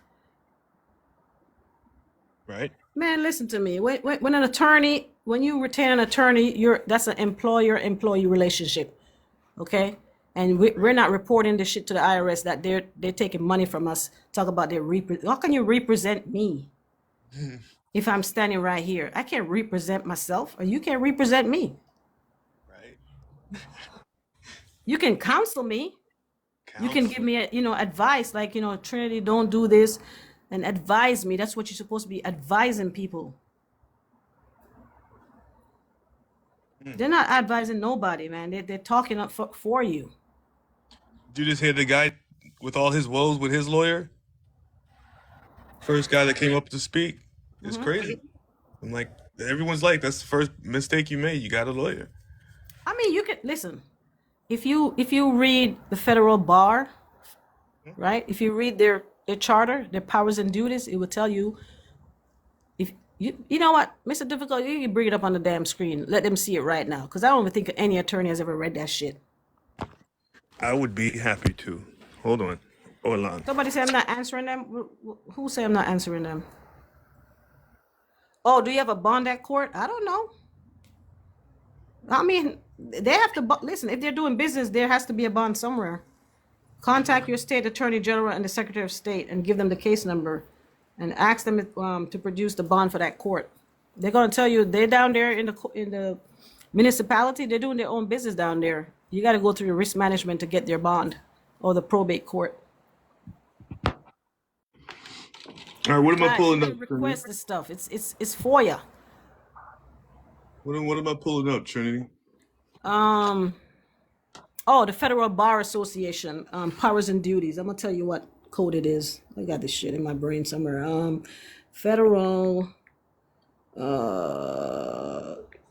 Bar. Federal Bar. Yeah, here we go. Federal Bar on the CFR. All right, just type in Federal Bar CFR, and it's under chapter 36. Wow. Because remember, everything starts from the top, right? So look up their powers. Their powers is on the subsection 70505. Okay? You see what these fools can do. Duties and powers. Can y'all see that? Is this what you're talking about? Section 2? This screen is really tiny. So 36 USC, I'm sorry, 36 USC 70505 powers. I know I said CFR, but it's USC, sorry. One more time. Say that whole thing one more time. I'm sorry. 36 36 USC Let's see. 70505. 70505. Mm-hmm. Those powers and duty. All right. So read there. All of these corporations, they always have bylaws. So go and read what it says, please, for the people. The corporation may adopt and amend bylaws for the management of its property and the regulations of its affairs. Adopt and alter a corporate seal. Choose officers, managers, and agents as the activities of the corporations require. Make contracts. There it is. Acquire, own, lease, encumber, and transfer property as necessary to carry out the purposes of the corporation. Borrow money, issue instruments of indebtedness, and secure its obligations by granting security interests in its property. Sue and be sued, and to do any other act necessary and proper to carry out the purposes of the corporation. All right. So I want you to do me a favor. Click on the word corporation. Let's Click on the link, the little blue link. Are you using Cornell? yeah. I'm just gonna open it in a new tab. Federal Charter, the foundation of the Federal Bar Association. Wait a minute. That's what it says. Corporation, a federal charter, the foundation of the Federal Bar Association. In this chapter, the corporation is a federally chartered corporation. Okay. All right now. So I want you to look up their purposes, okay? It's gonna blow you away. Ah, shit. Look how deep this is just buried in here. All right, this hand's starting to get tired. The purposes of the corporation are to receive and hold property, including by gift, devise, or grant, and to invest, administer, and dispose of the property without restrictions applicable to trustees or trust funds. It's talking about purposes, right? Like, what is your purpose here? Right. Okay, continue. Wow, to receive and hold property. Whew. To apply its income and any part of its principal exclusively to the educational, charitable, scientific, or literary purposes. To advance the science of jurisprudence. To uphold high standards for the federal judiciary and attorneys represent. Wait. You see what it says with A? To advance the science of jurisprudence. Do you know what that means? They're supposed to be teaching you. Continue, bro. Oh, thank God. You know what? Switch to the big screen, Mr. Difficult, because we can't see it. It's really tiny. Right. Yeah. Oh, that's so much better. All right, to uphold the standards for the federal judiciary and attorneys representing the United States government. To promote and improve the administration of justice, including the study of the means for the improved handling of the legal business of the departments, agencies, and instrumentalities of the government. Scroll down. This is the sweetest one right here. To facilitate the cultivation and diffusion of knowledge and understanding of the law, and the promotion of the study of the law, and the science of jurisprudence, and research in jurisprudence through the maintenance of a law library, the establishment of seminars, lectures, and studies devoted to the law, and the publication of addresses, essays, treatises, reports, and other literary works by students, practitioners, and teachers of the law, and and provide for the acquisition, preservation, and exhibition of rare books and documents, sculptures, paintings, and other objects of art and historical interest relating to the law and the courts, relating to the law, the courts, and the legal profession, and to do any other acts necessary or incident to the accomplishment for these purposes. It seems like this is all the stuff we're doing right now. Exactly. So if that is their purpose, is to teach us all and to maintain the libraries of the law library and all this other stuff and to hold property of the federal corporation, what is it they're out here doing? Business, guys. Business. Business. You They're not understand? right. You're employing them. Look at the W-4. Anybody that takes your details and you exchange the FRNs with them, you're employing them. You know what I'm saying? You're employing them. How do I know this? Because I receive a contract from an attorney and it says, you're employing me. And this is a employer-employee relationship, literally. Right. That might have been a good attorney, one of the good ones, okay? Because nobody has ever showed me that the fake contract was an employer-employee relationship, okay? I've done before so many attorneys, I don't even know if they're still around, okay? I've done it to police stations. They don't want to put the name in the system no more, okay? So what I'm saying to you guys is this: you have to know who you are and know who you're dealing with. So just by looking at that, you know what their purpose is and their power. Well, at least what it's supposed to be. Well, shit, some of them probably don't even know. It's just like you sign up for a job and you don't even know what the job is really entail because you haven't really asked questions. You just, because you want to get a paycheck, you're like, oh shit, let me just show up. And you don't know what is your duty. And then when you fuck up, they're going to be like, oh my God, you didn't do this. And you'll be like, what? I thought this was my job. No. And then you pull your job description and you see you have 15 other things that you're supposed to be doing. But you only have tunnel vision when it comes to the dollar sign. So you don't really care. You're just going after what the others are doing and not doing your own, using your moral compass, right? Just using a moral compass and saying, can I really do this? Because when I used to work for one of these big organizations, I'm not even going to put their name out there. First thing I read was their ethical code. Okay? You have to read that because you fuck around, you're going to find out. Right? First thing comes out of their mouth, they said, do not accept any gifts. Do not accept any gifts from any of our clients. What does that mean?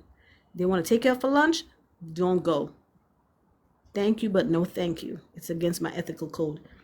None of these people out here are doing this shit. They're not telling you, no, I can't. No, it's against my ethical code. None of them. And this was a private sector. Okay? It's the same thing on both sides. You have to practice morality, and you have to be aware of who you are and what it is you're doing. When you're at work, you have a different hat on. When you're home, you took that hat off and you leave it at work.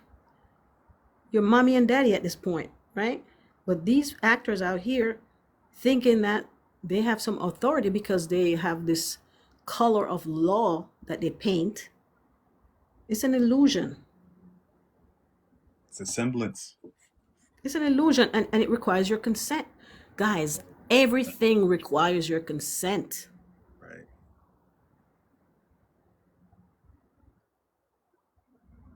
So if you don't know about contracts, you're going to get jammed up. Because everything is a trust, a contract and a trust. So I don't have to prove anything to anybody. I'm just saying you got to read and comprehend what it is you're reading. Okay, you got to know where to find the information because sometimes it's hidden and sometimes it's in plain view and you just overlook it. And a lot of times people don't know what's going on until they hem you up in some shit. And then you come like, oh my God, is this what people were going through? You didn't realize it was fake until it happened to you.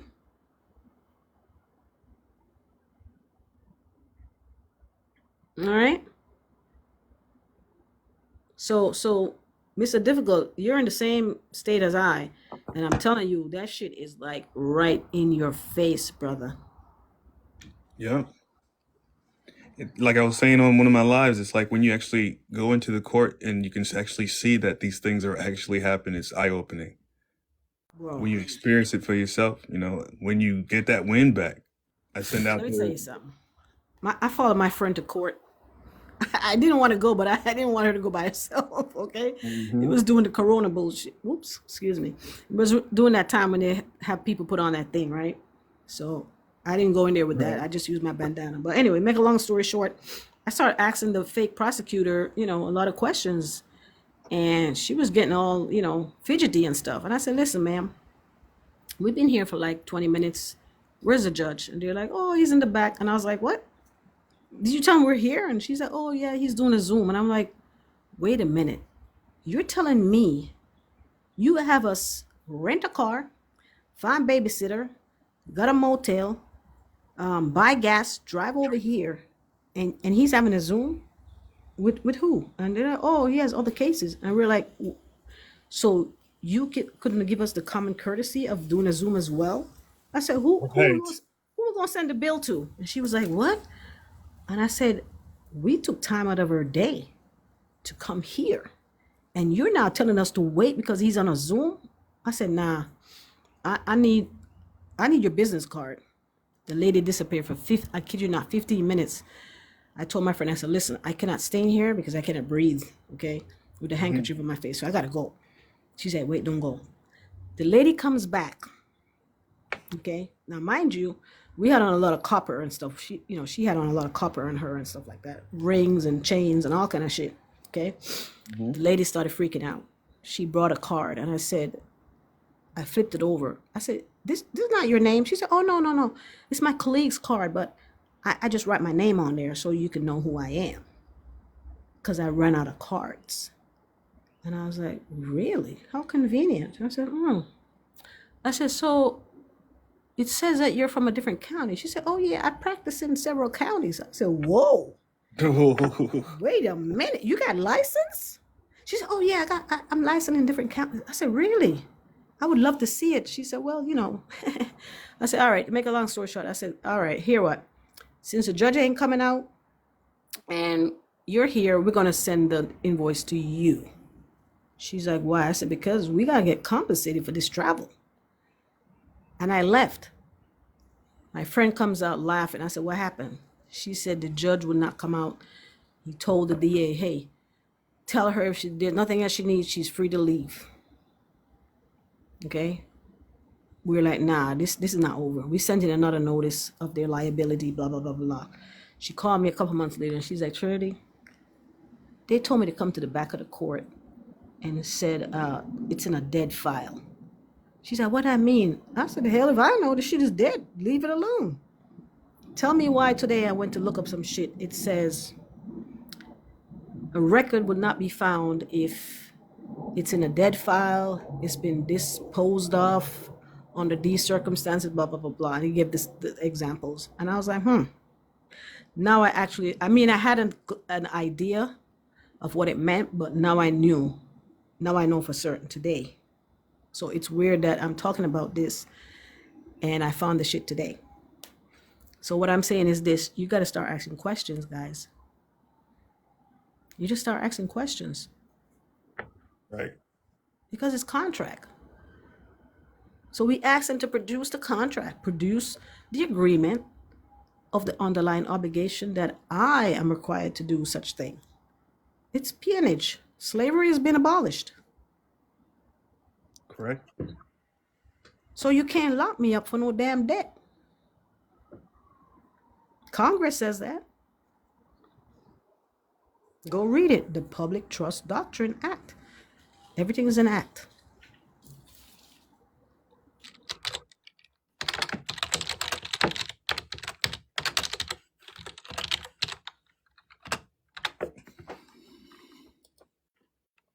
I'm pulling it up right now. Oh yeah. Look at the Corruption Practice Corruption Act. Oh man, you can report these fools I just posted that shit on my TikTok today because I'm like, yeah, I need to educate y'all. That's all I do is share information to help you to go and do your due diligence because I'm not telling nobody what to do. You have to use your own compass. So I have here the S.53 Combating Global Corruption Act of 2023. Is that what you're referring to? That may be a new one. That's, No, it's under the Department of the Interior.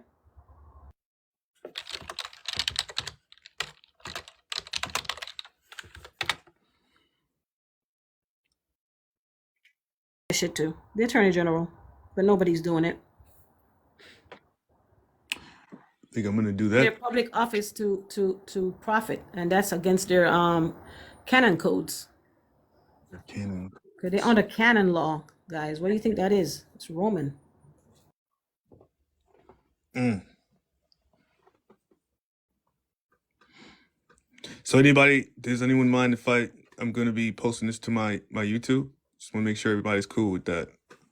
Put it in the chat if you're not. I'm gonna email that dude that went up.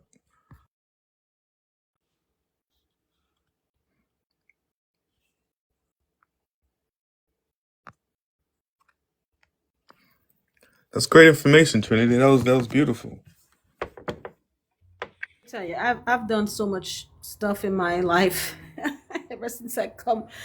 Listen, I used to work in finance, okay, and I used to just press a button and the debt would go away. All I had to do was get the green light from my CFO. She'd be like, Trinity, yeah, remember that guy you called last week about that $50,000? Just go ahead and do a journal entry. I put in 42. And I was like, all right, cool, I got it. And as soon as I hit 42, zeroed out. It's just numbers. It's just numbers. Right? So I used to be a revenue analyst, guys. I'm not bullshitting you. Everything is in the computer. It's just a press of a button. And you could say zero. Because it's ones and O's. Yeah, look at your fake credit report, guys. All that shit it's not even you. Who created that credit report account? Not you. Did anybody sign up for an account with those 3 furnishers? Right. That's a good point. Yeah, Wow. ask them for the application that you signed to create this account. They'll never give it to you. Wow. Okay? Because only businesses can be rated. So there's a business registered somewhere. You just gotta go find it. Do a UCC 11, you might find some shit over there. I I did gotta a tell you guys. UCC 11, 2017, right? Came Uh-huh. back. They told me they've been monitoring me for so long. I said, thanks for the evidence. So I sent it in to the 3 fake furnishers, and guess what they did? They wiped the credit report clean. Said I didn't exist in America. I probably live in Canada. Who says shit like that? Who are you gonna tell me where I reside? Wow. Oh my God. Huh? How is Experian gonna tell me that don't have any arms and legs that I may live in Canada? Right. Yeah, go listen, just go print it out, Easy Reeler. Print it out and get that number that generates that index number and go to the CFPB, and you got to use special boxes though. You can't, if you do it a certain way, you're not going to get any results, okay? I had my credit score jump 165 points by just telling them I'm gonna report it to the IRS for 2.5 million. TransUnion was like, no, we're gonna take this shit off. Yeah, you just gotta you just gotta give them notice. Everything requires notice, okay? When you drive on the road, what do you see on the roads? Notices. Yeah. 35 miles per hour. What? You're in an incorporated area. You're just leaving the incorporated area. You're in the city limits. You're in the outer limits. I mean, those are all notices, guys. So you got to always give notice. Well, let me ask you this. Can I ask you a question? Yeah, it's your life, baby. All right. So like I recently bought this book on getting like rescinding your auto loan, right? I was gonna start going through that, right? Like the 1099s, and do you ever like a good understanding of how those things work? So I was teaching some stuff. So how much money you have given them so far, right? So remember I talk about the 16 CFR. That's where your remedy is, right there. I mean, pull it up. That's where your remedy. And look on the contract, the fake contract that you have, right?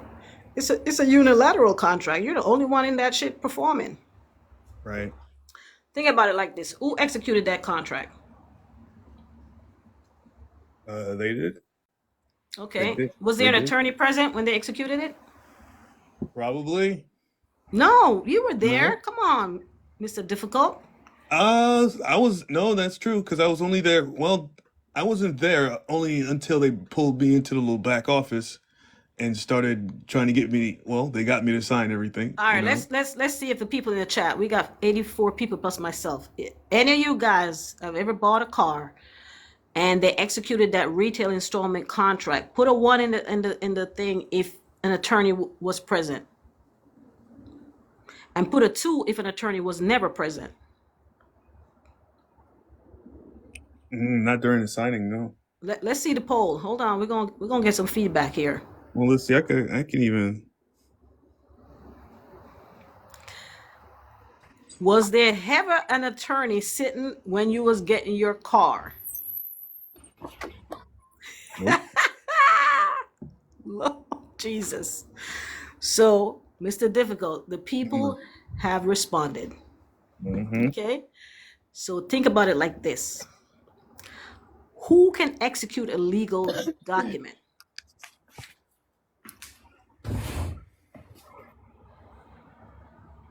Come Who on can now. who can execute a legal document? A lawyer, Yes. Okay. right? What does the retail installment does it have legal jargon in there? All throughout. Okay. So who was doing unauthorized practice of law? Ah, I guess the That finance. was it the agent that was sitting at the desk? Yes. Was he getting a commission? Yes. Isn't that a conflict of interest? Sounds. Wow. That's another. Wow. You ever look Wow. at Tila?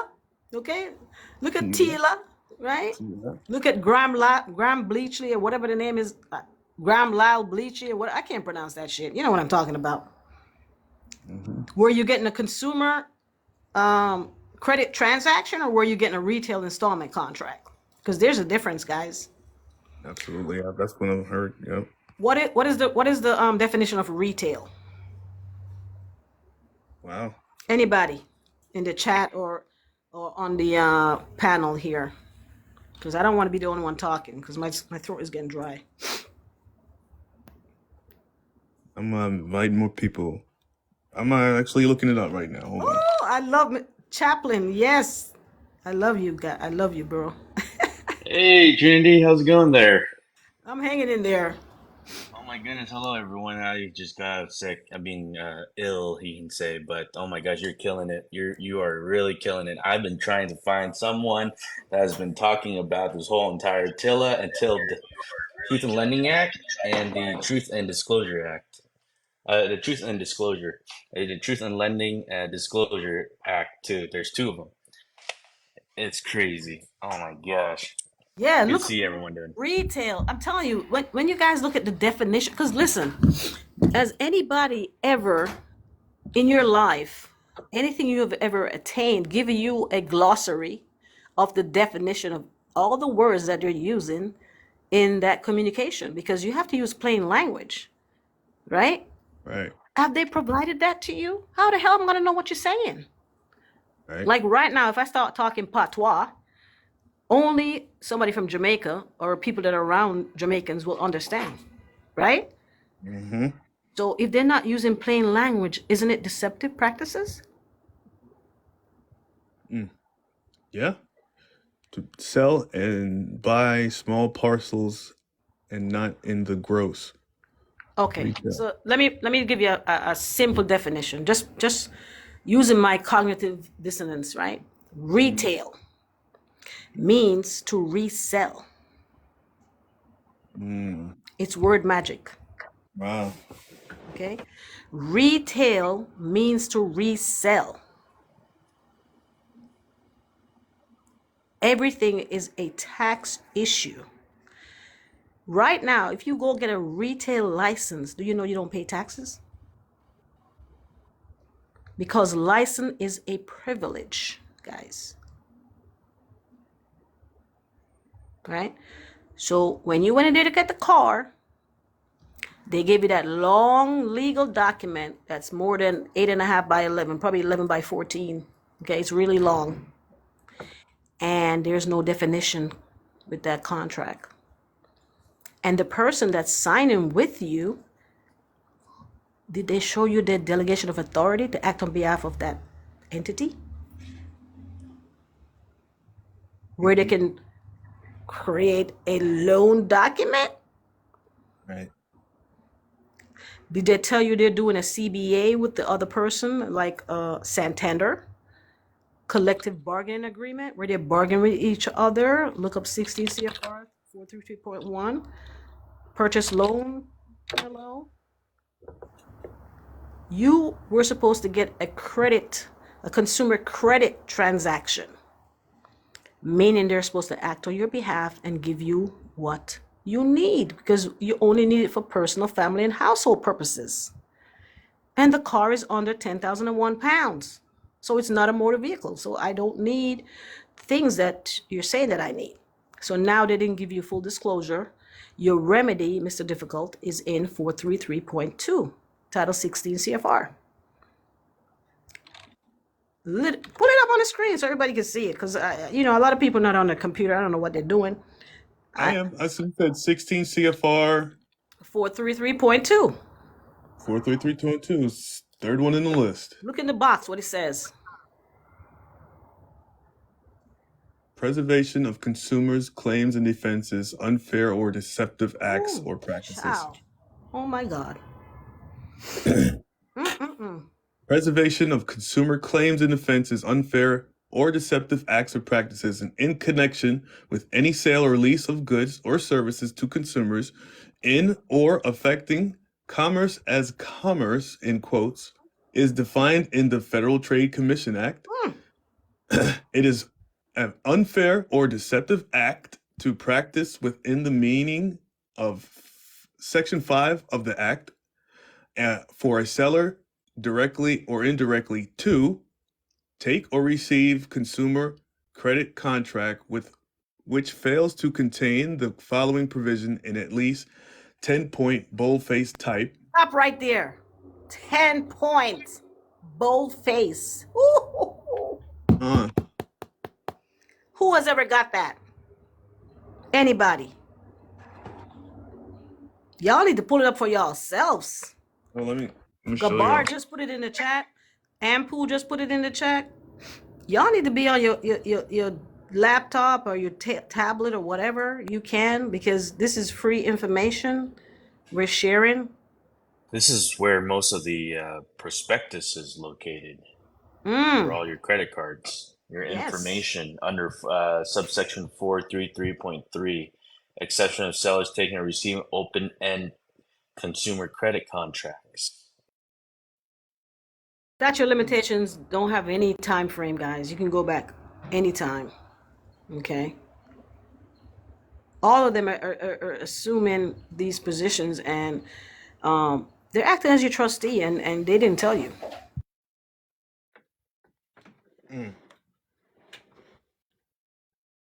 How far we can go to dispute this? Thank you, 16 USC. And they say that this notice has to be on there. 10-face bold. Bro. Yeah. And it has to look just like that. Okay?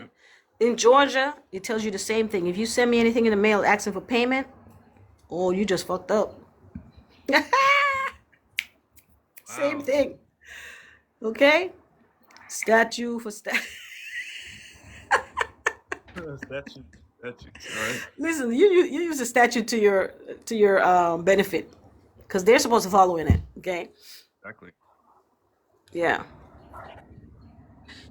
And there's another one. Except as full or partial payment for such sales or lease, the proceeds of any purchase money loan, or as purchase money loan is defined herein. We'll see how that's defined. Unless any It's consumer. kind of point one. Point one has a definition. So you just press the back button, and it will tell you what all those things mean in one screen. Right, right. Unless any consumer credit contract made in connection with such purchase money loan contains the following provision in at least 10-point bold-faced type. Same thing. Notice any holder of this consumer credit contract is subject to all claims and defenses which the debtor could assert against the seller of goods or services obtained with the proceeds hereof. So Recovery here under. who's holding that contract right now? Who got that contract in their hand? It would be them, wouldn't it? No, you got it. You ain't got it? Well, so, well, they did give it to me, yeah. Yeah. They give you a copy, right? But like I said, but while you're there, though, wouldn't they be the holder until you sign everything and then it moves on to you or whatever? Listen, you got to read between the lines. Mm-hmm.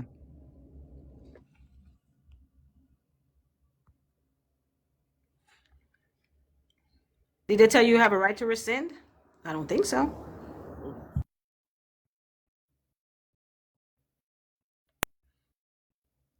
Oh yeah, I'm gonna draft up a letter after this one. And send it. Shit, if they kept the contract and denied you, you can't be denied credit under the Equal Credit Opportunity Act. Come on, guys. You can't be denied credit under the equal. Deny me? Shit, how much Right. was a car I am worth? the credit. You better report that shit to the IRS. Oh no, medical bills? No, girl. Third party? Nope. 39.49 them. Don't even send the shit back in the mail. Refuse for cause without dishonor. Okay? Read the bill of exchange. It talks about acceptance. You accept it, you're gonna have to endorse it. So if you don't want to do all of that trustee duties, they send the shit back. Yeah, third parties are not supposed to communicate with you unless you give them permission. Guys, you got to go to my page because I have a lot of information on there. I give messages on there. You just got to read between the lines. You can do a 3949A online now. You can do a 211, which is a whistleblower. You blow the whistle. You don't have to get money if you wish. You just have it investigate and ask them to send you the credits. I'm gonna tell you this right now, guys. The IRS right now and all the other federal agencies are on limited, let me say again, limited funding, meaning they're only going to allocate to the areas that are necessary to keep this ball rolling. Okay, it's called a continuing, what is it? Let me look it up. Hold on. I think it's called a continuing resolution. They have no money. The government doesn't have any money. Okay, that is why they're out here extorting you from every angle because they have to keep themselves afloat. I'm talking the local. Because if They're you vampires. go ahead, Chaplain. No, go ahead. Go ahead. No. Go ahead, because my mouth is dry. I'm gonna get some water.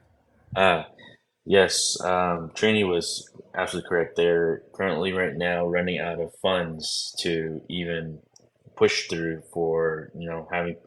So they're trying to blood suck all of us, other words, but at the exact same time too. You have to really understand how to push, your cards. You gotta have to feed them too as well at the exact same time. So that's why one of the very important things is if you can get your QSIP reports, try sending that in with your 1099. Why would they have the 1099B with the QSIP report on there? You try sending that in with the 1096.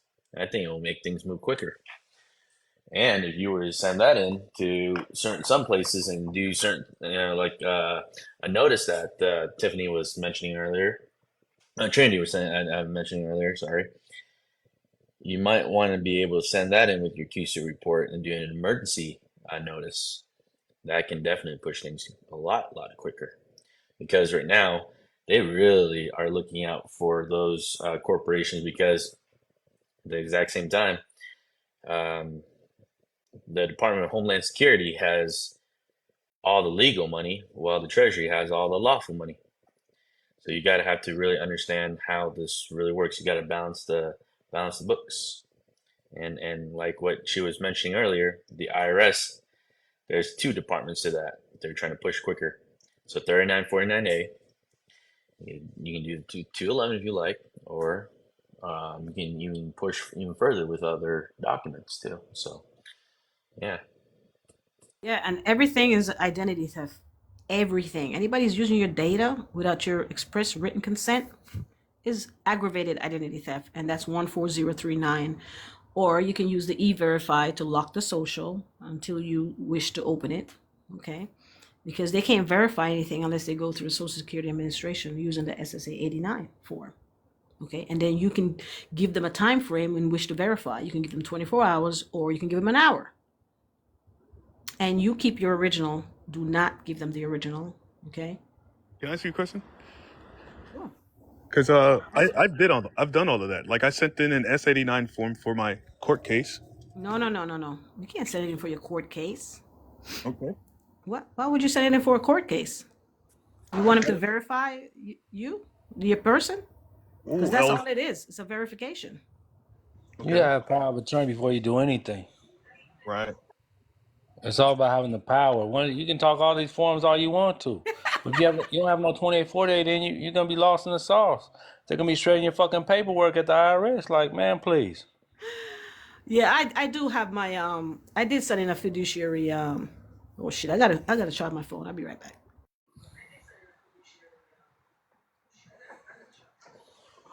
Yeah, Mr. Difficult, they're power of attorney, man.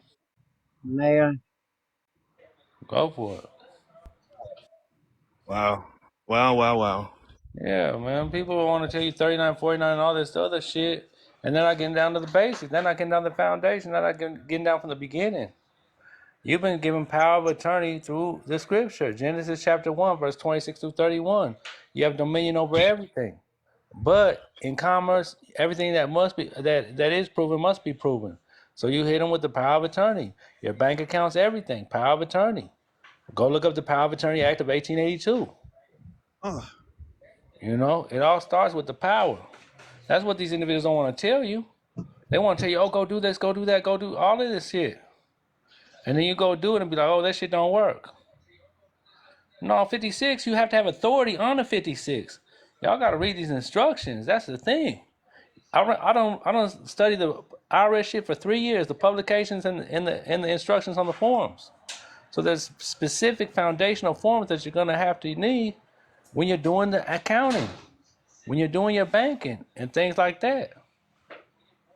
Yes, Governor and Law Merchant.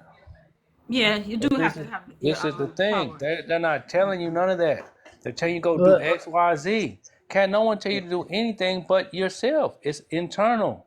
All I know is one thing. Once I have the power of attorney, I have power over my business, my corporation, my straw person, fiction, straw man, whatever you want to call it, principal. I have control. I can manage, control the entity.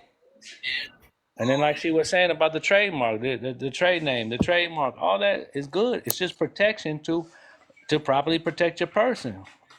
See, individuals love you out here using their person. It tell you in the scripture, God said He's not a respecter of persons. Jesus says He denied thy person. These individuals are still operating the office of person and want fantastic results, and that's not gonna fucking happen because you're in the wrong office. You're in the office of being a subject, slave, incompetent. It's not me. It's in their rules. So please read them.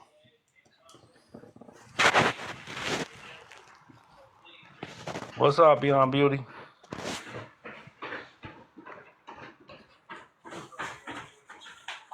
Hey, I want to thank Yeah, they everybody. do. Listen, user. You got to understand Perens Patriot doctrine. Okay, when you were born at the hospital, your mama gave him $100 million. She answered the $100 million question, which was, "What is your mother's maiden name?" When she gave him her mother's maiden name, it's maiden. Your head gets cut off from your body. So you're no longer, so what you're considered to be as a widow. Okay? The father, he has no rights because that's not his baby anymore. However, it carries the last name of the business, but he in turn becomes a bastard. Okay? Now he's a bastard, the widow, and now we have the son or daughter. The son and daughter is an orphan. Okay?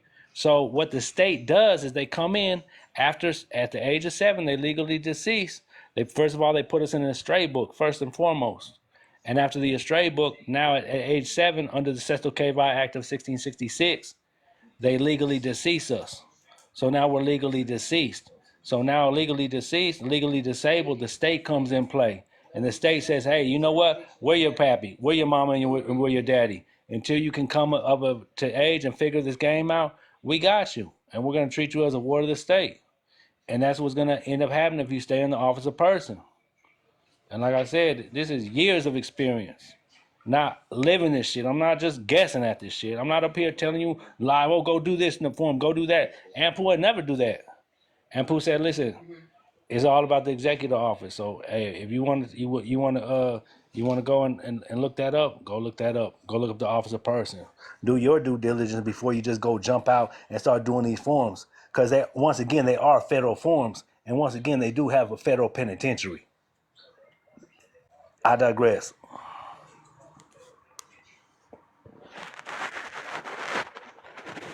Office of the person.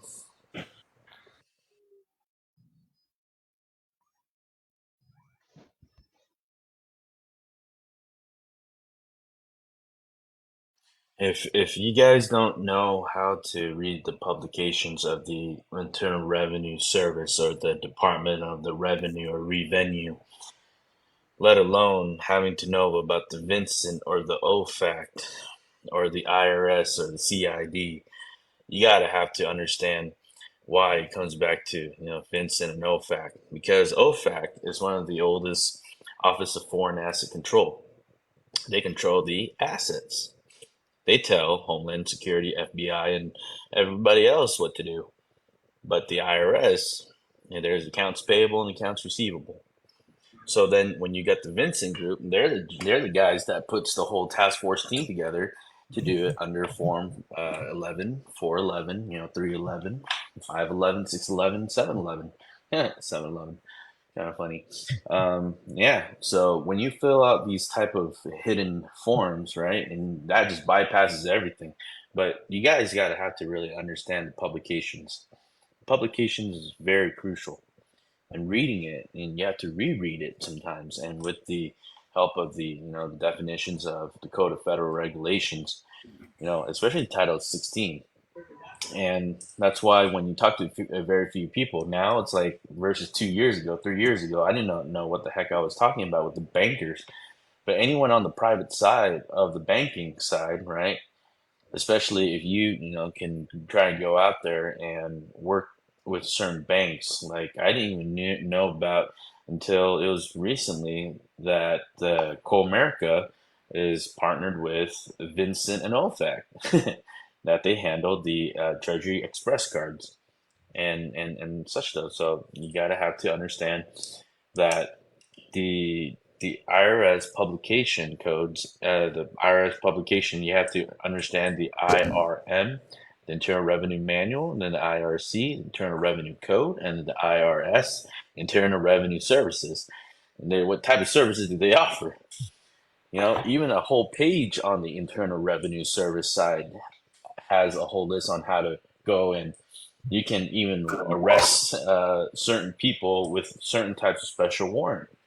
They'll tell you how to even arrest certain types of people under certain sections, certain codes. And so, yeah, at the exact same time too, It all comes back like all the things that we're reading right now. It's all in the Internal Revenue, in the IRS, in the manual, and in the codes. And also, you have to really, really know what you're reading and know where you're trying to get to at the end of the day, and what they're trying to do, and then correspond that with what Ampu was saying earlier in the Bible. It's directly from here. You read the Bible, it's literally you. I tried reading Deuteronomy the other day, and it was tough. And I just sat there and I go, such and such begotten, such begotten, such begotten, such, and I'm like, okay, well, what's this whole thing about, right? And the next thing you know, you read about the codes, and then it corresponded with the IRS codes, and you're like, But this is the thing though. You gotta have foundation, man. Foundation is status, standing, and position. So if these individuals out here they doing all this fucking paperwork, once again it's only paper until you make it work. Let's get that established. Okay, so knowing who you are, your status, standing, and position. If I ask you your status, standing, and position, you should be able to answer that.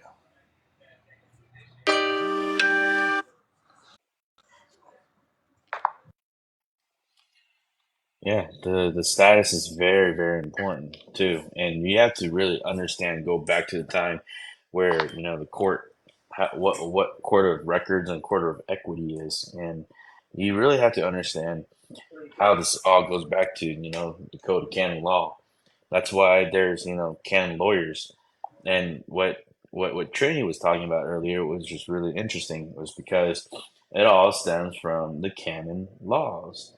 That's why, like, when some judges they have financial interests, or they have these taxable events or gifting, what they do is they try to bypass that with other words. And again, it's all wordplay. It's a taxable event word, or is it um, a matter of trying to be on the front end of things? So that's why it's very important.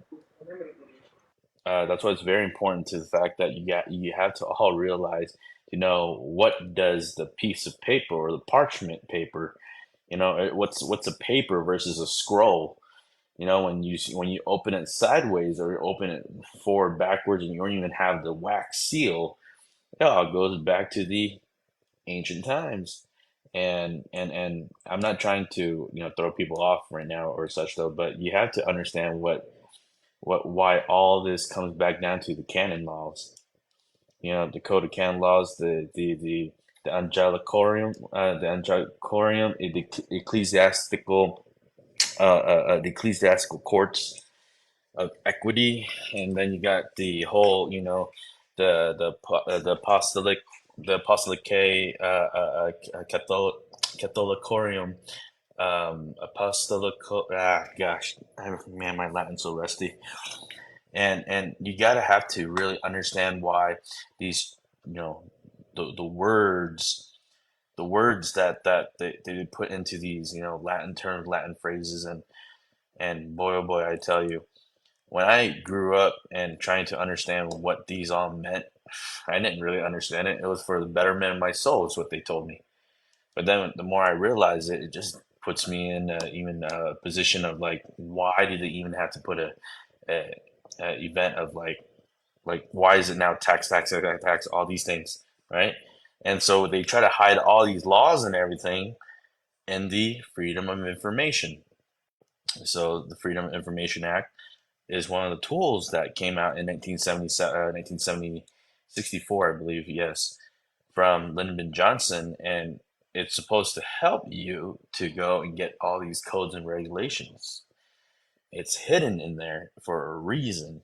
And so I can't emphasize that enough, that the folks, if you guys are stuck, you guys need to look up what the Freedom of Information Act is under Title 5, USC 552 to 558 or 9. And it was originally right before that, Title 5, right before the Freedom of Information Act um, was the Post Office 522A. And that's why most of the stuff got moved to Title 39, which is where the Postal Service is. And they try to hide that all from us in the, in the wraps. So they tried to palletize it. They tried to then not only palletize it, they try to place it in a wrap and then they register it. Then they do a poor man's, or what we know as a poor man's waiver, a fee waiver, right? There's everything for us, mankind, different for, different from humankind of things. So that's why you got to have to know how to maneuver from all that in the Freedom of Information Act. It's hidden in there. And where do they put it? They post it. They post it at the post office. So that's why it's very important that if you don't know how the post office operates, those little post office little boxes, they're your courts. And the documents that you receive or the parchment, or even if I had time, I would try to put it, not get it stapled, right? And so that's why you have to understand the difference between a staple, a clip, all those little small things. A clip, a paper, a rivet, a paper clip, all those things, when you send it in the mail, it can actually corrupt those securities. And that's why a lot of people don't really understand the deprivation under the color of ink, the color of law, and then the color of sound. And you haven't gotten to the deprivation under the color of sound is because the judges out there don't even understand. They know what they're listening and they're hearing, but at the exact same time, they're not going to acknowledge, but they're going to acknowledge because there's an understanding of yourself. So there's a major difference in the deprivation under the color of sound, because sound is where we come in. Is it color, COLOR, or is it COLOUR? Or is it what was the other one? Color, and then there's dishonor, right? Or is it honor? Is it HONOR? Or is it HONOUR, right? It's the sound they're playing. Is it called fiat currency? No, it's called fiat. They purposely created that word fiat for a reason. Or tribunal. Tribunal doesn't mean three. It means yourself. It means you are the chief. You are the king. I'm the chief. I'm the it's again, it's a spell. It's a manipulative way to cast a spell in these court cases. Imagine, this is what I did once to unlock an agent once, right? In a room. I said, "Hi, yes, are you postal you work for the post office?" "Yes, I've been working for the post office for 45 years." "Oh, really?" My dad was sitting right there. And I kid you not. And I said, "Sir, what's the highest level of Masonic level are you at?" And he says, "Well, it's 32." I'm like, "Okay, what about the degree or angle?" "Oh, it's 360." "Oh, is it? Is it 360 or is it 180?" And he said, "No, it's definitely not. It's not 33 because you're the 33rd and 32." I said, "What's the most powerful one?" And he said, "It was the 13th." And then I snapped, bounced, and I hit the table once, and I hit the table twice, and that man went into a whole different dimension. And I said, "If you are the 13th level, why on earth are you 80 years old and you're still working for the post office? Is it the fact that your call sign and your moniker was another level, right?" And then this is where it went in. And he goes, "Absolutely." He talked to me like as if he was a robot, okay? And when he talked to me as a robot, I was like, holy damn.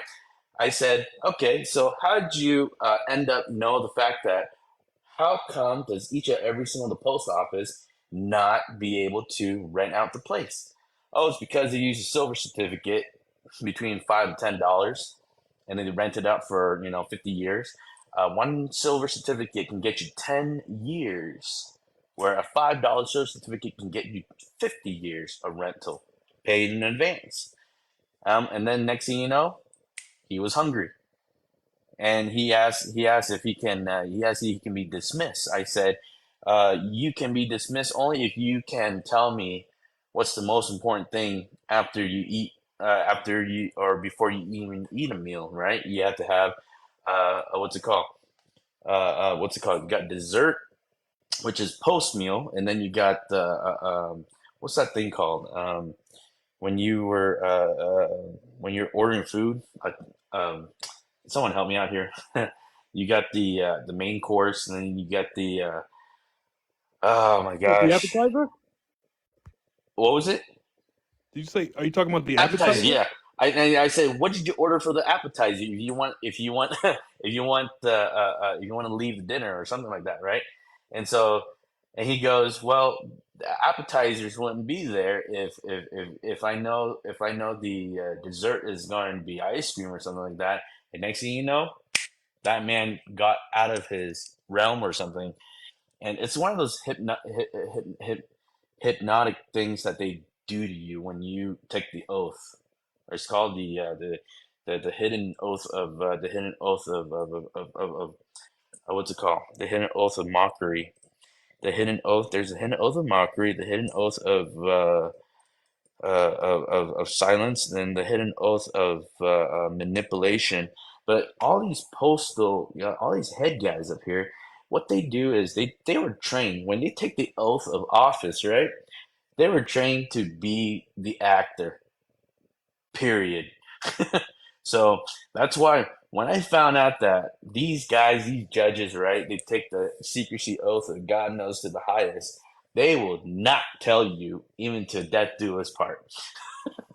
That's why in the marriage, will you so and so take so and so to be your lawfully wedded wife, not legally wedded wife?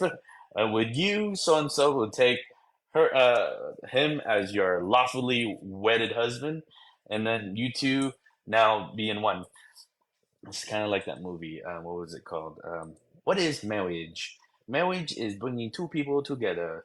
No, it's not the. If you watch those old movies, what was it? Monty Python. Mm-hmm. But yes, lawfully, right? Till death do us part. Those words right there, right? It's not called marriage. It's called matrimony. Matrimony. It is where we spiritually, have a spiritual covenant and not a contract. The contract, it's different. That's marriage. That's why that's why it comes back to that whole entire thing. So when you place your hand on there, and you place your hand on the book, what type of book are you putting in it? Or is it on a scroll? Back in the day, it was both hands holding the scroll, right? And then they kneel, and then they put their two hands above them and say, "I will consecrate myself to such and such, such and such, the Creator, not God, because God has duality. Why is there duality, right? We have citizen national. There's always two things: accounts payable, accounts receivable, right? Well, do you guys ever notice the fact that there is something called the Bible and then something called the sacred scripture? Yeah, come and think about that. There's two things to there's two things to both sides here, folks. Right? So if there's a CFR, and if IRS was this side, I know who's the treasury on this side. If there's a trust, there must be a will, or a trust in a bank, right? If there's trust and there's a will, there's a testimony, there's you have to create all of that. You are the creator. God gave each and every one of us um a power to create. Oh wait, what's it called? It's the allodium, right? And then there's the allodio, and then there's this there's the palladium, and then there's the, oh man, I forgot my, oh man, getting out of being sick. It's not fun, folks. So what is sick, anyways, right? So what I'm trying to say is there's always two sides to everything. Like the Bible, there's scripture. There's always two sides to the story. People keep on reading the Bible and go, it is what it is. But then there's other people that takes it even further, right? of what the Bible truly is. And so that's why you have to take a look at it, and then you have to be able to, you know, I don't want to say decipher it, or try to even what's the word? Try to translate it, or try to No, interpret it, right? you No, gotta, that's you not. gotta, you need a Black's law. You need a law dictionary when you read it, because remember, Congress made the law, so those words are legal definitions in there. So go ahead, Mhm. Tony. No, no, no, of course. And not only the Black Law Dictionary, it's spread out everywhere. Valentina, Bouvier's, then there's Black Law. There's even something called a white law. I'm not even sure you guys even know about that, right? If there's a black card, there must be a white card out there too. So, what's a black card consist of, right? One social security number, or is it an open-end line of credit, or is it the white or is it the white card that has three social security numbers? Wait a second here. Did you guys even know the fact that American Express belongs to the Postal Service? It's owned by the post office. It was the first post office called the American Express. And why do they offer these so-called black cards? It's so that we can get access to our damn Social Security trust. But here's the thing: how do people even know how to even be able to get to that, right? So a lot of people don't even understand why the American Express cards, right? That was their first credit card. That was their first way of going. All right, folks, we got this something called Social Security trust, but we gotta have to have an open line.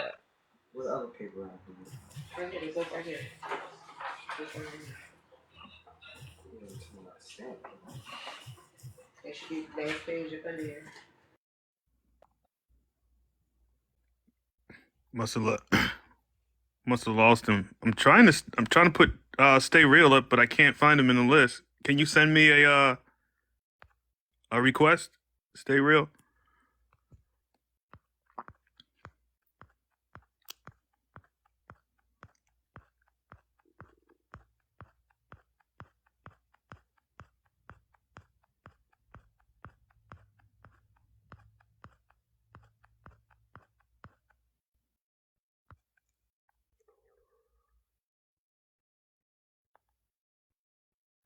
I think you have to follow me.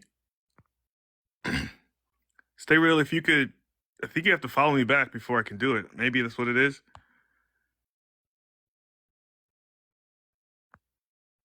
Because I don't see him in my list.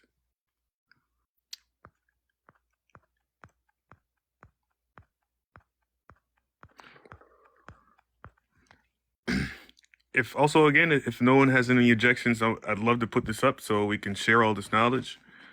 Do you have any if you have any objections, just let me know and I'll do it.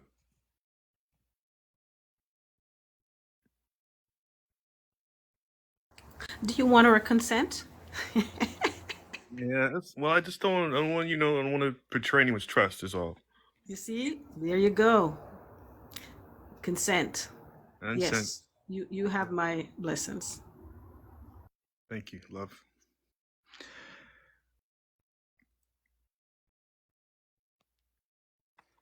I'm trying to put him up. I can't put him up. I I said can't. he needs more followers. Okay. Everybody, go follow Stay Real Marcus.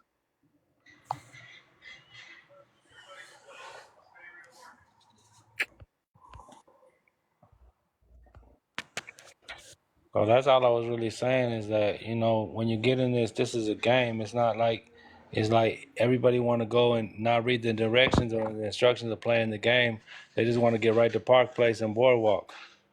They don't want to put in that work, that's required, you know, to, you know, to succeed, to persevere, to show their resiliency. The three components to success: dedication, perseverance, resiliency.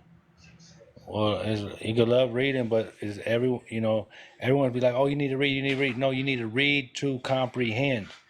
If you don't, if you don't read to comprehend, then you're not gonna get it. You're just gonna be lost as when you first started. You have to ask. you're created for clarity on the information that you're reading. You're And once, absolutely correct.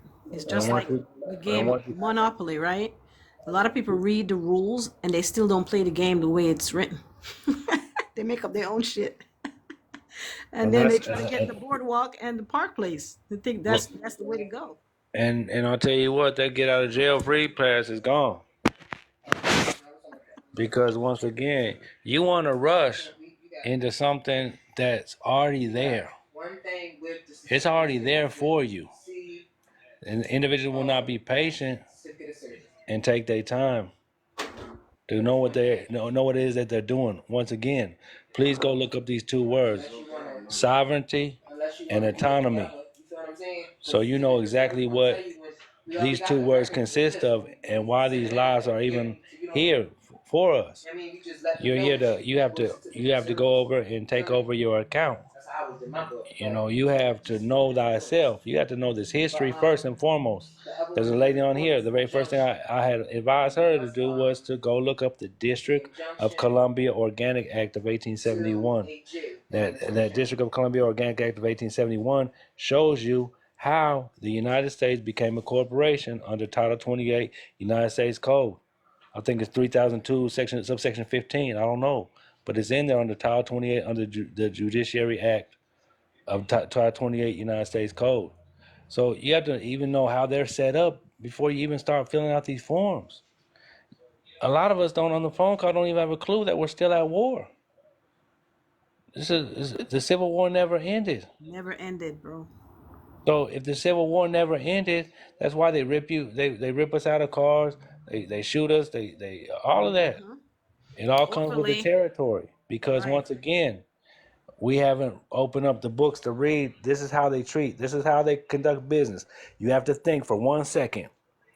If I'm bankrupt and I have nothing, and I'm dependent on all these people on the lives, guess what I'm gonna do? I'm gonna hold their shit until they figure out how to access their accounts. And that's what's going on. Because they know if the people get a hold of their securities, that they're gonna go squander them off. The taxes is gonna be, off of whack, and it's not gonna be smooth, what they call smooth sailing or flowing and going currency. It's not gonna be any of that. So in order to show self-approval, 2 Timothy chapter 2, verse 15, you have to show thy self-approval. You're not just gonna go to you're not gonna start Head Start today, and then in December you're just gonna get to the collegiate level and you're gonna have to figure out everything. No, it's not. It was 1,200 years of darkness. Yeah, Sam, everyone is free. It just depends because it all starts with the mind. The mind is a terrible thing to waste. So every day you're sitting around and you ain't doing shit, you're wasting time. You could be thinking. Thinking is the most freest thing that you could fucking do. Is to think. It's free. No one does it. They complain about, oh, shit ain't, oh, everything costs, oh, Ampu, your class costs, and everything costs, and nothing's free. Water ain't even free. But guess what? You have water in your brain, and it's free water to think. And then you take that to your heart for your wants and your desires.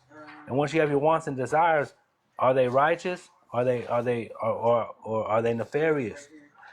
Have you been able to forgive people? Can you forgive people 70 times 7? You have to know what it is you're doing before you do it.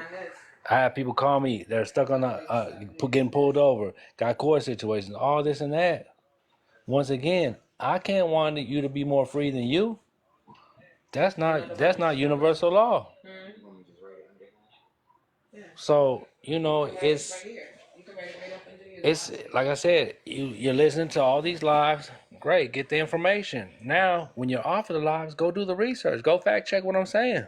Go fact check I really only listen to Honey. Mr. Difficult, we have a relationship, but as far as they get my attention, it's Honey because I know that she lives it. You see what I'm saying? When you live it, you know. You ain't out here guessing, sending people, oh, do this and do that. Or you only tell individual what you have done. If you ain't done it, then please shut the fuck up about doing anything. Because you're going to put these people in fucking jail and prison saying, oh, go do this 3949, go disqualify this judge and all this. If you ain't did it, then please do all of us on this phone call a favor. And just sit back and chill. Look, listen, and learn. It's not hard. You could be a student. I had to pay my dues. That's why I'm up here. I'm up here telling you, it's not really what you think it is. These individuals are evil. If once again, get in your mind, think for a minute, and say, if I had no money and I had access to all unlimited credit of everybody's, and I'm enslaving them, then I'm going to make sure that I'm going to have a system that keeps on doing that. So that's where the office of person and the executive office come in. You pick an office, and if you're in the office of person, you're a subject, you're a slave, you're incompetent. If you're in the executive office, you're the fucking master. You're the head, not the tail, and you're the lender, not the borrower. You give orders, you don't take them. Because like Honey say, you either a boss or a slave. And I got that from her, by the way. So, I did steal that shit right there. But other than that, yeah, like I said, just man, y'all just take your time with this. It's not no rush thing. Your accountant is always gonna be there for you. Take your time, know what you know to learn it, to comprehend. If you don't comprehend it, there's no way for you to even operate it. Cause no one else is gonna operate your shit like you. No one knows what you want but you. Your wants and your desires. Go ahead, Trinity.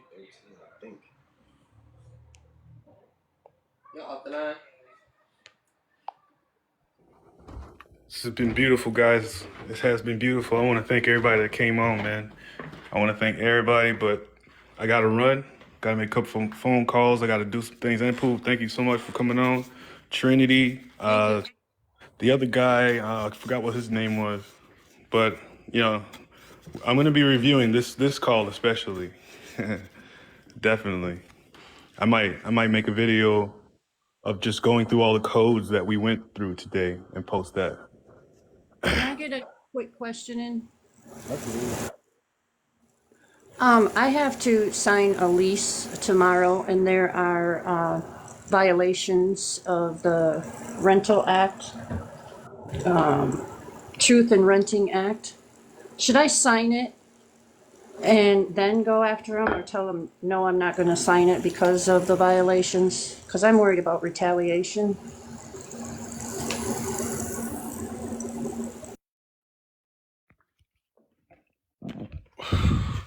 Yeah, because, this is something I would like to know, too, because I'm working on this situation right now.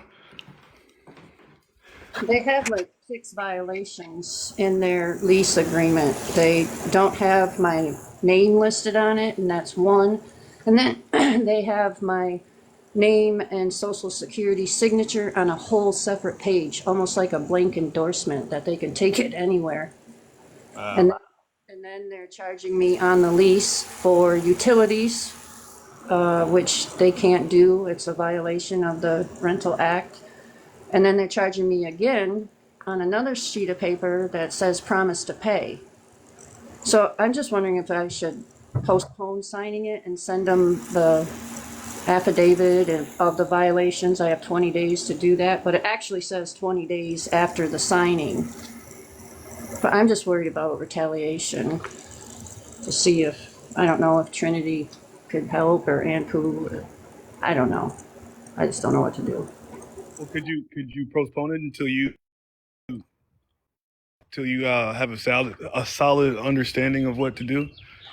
I totally have a solid understanding. It's written right in the Truth in Lending Act and revised Judicature Act of 1961, and it tells you all the things that, what they're violating and how to write it, and they tell you how many days to let them know, and the remedies of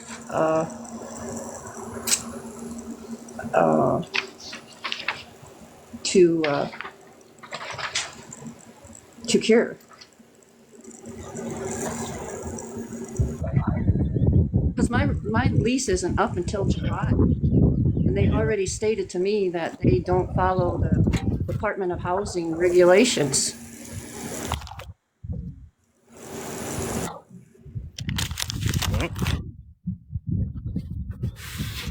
Well, like M2 said, I wouldn't tell you what to do because I haven't done it. But I mean, if you have all of that stuff, I would just go in there and ask some questions. Point it out on the contract and ask some questions. So isn't this or isn't this that? Definitely once I post.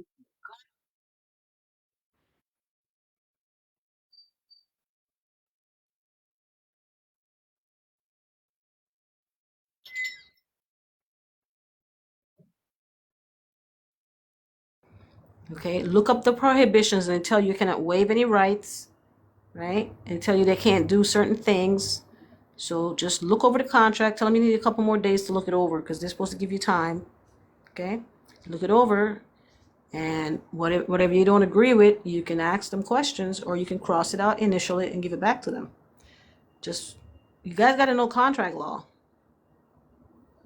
right? You can make amendments to anything that's presented to you. Okay, so tell them you need some more time to look it over.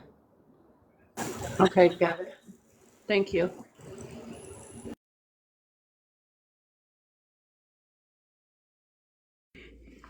Awesome, guys. Thank you, Trinity. But I gotta go, guys. So I'm gonna end this. I'll be back on tonight around 9 p.m. Anybody want to come back on? I'm gonna see about going through all of this stuff today and aggregating it. We gotta stick together, man. This is beautiful. I'm starting to get emotional. But please, guys, I want to thank you all for coming in. And I'm going to come back tonight. I'll send out notices and everything. I love you all. Thank you. Thank you all. Thank you.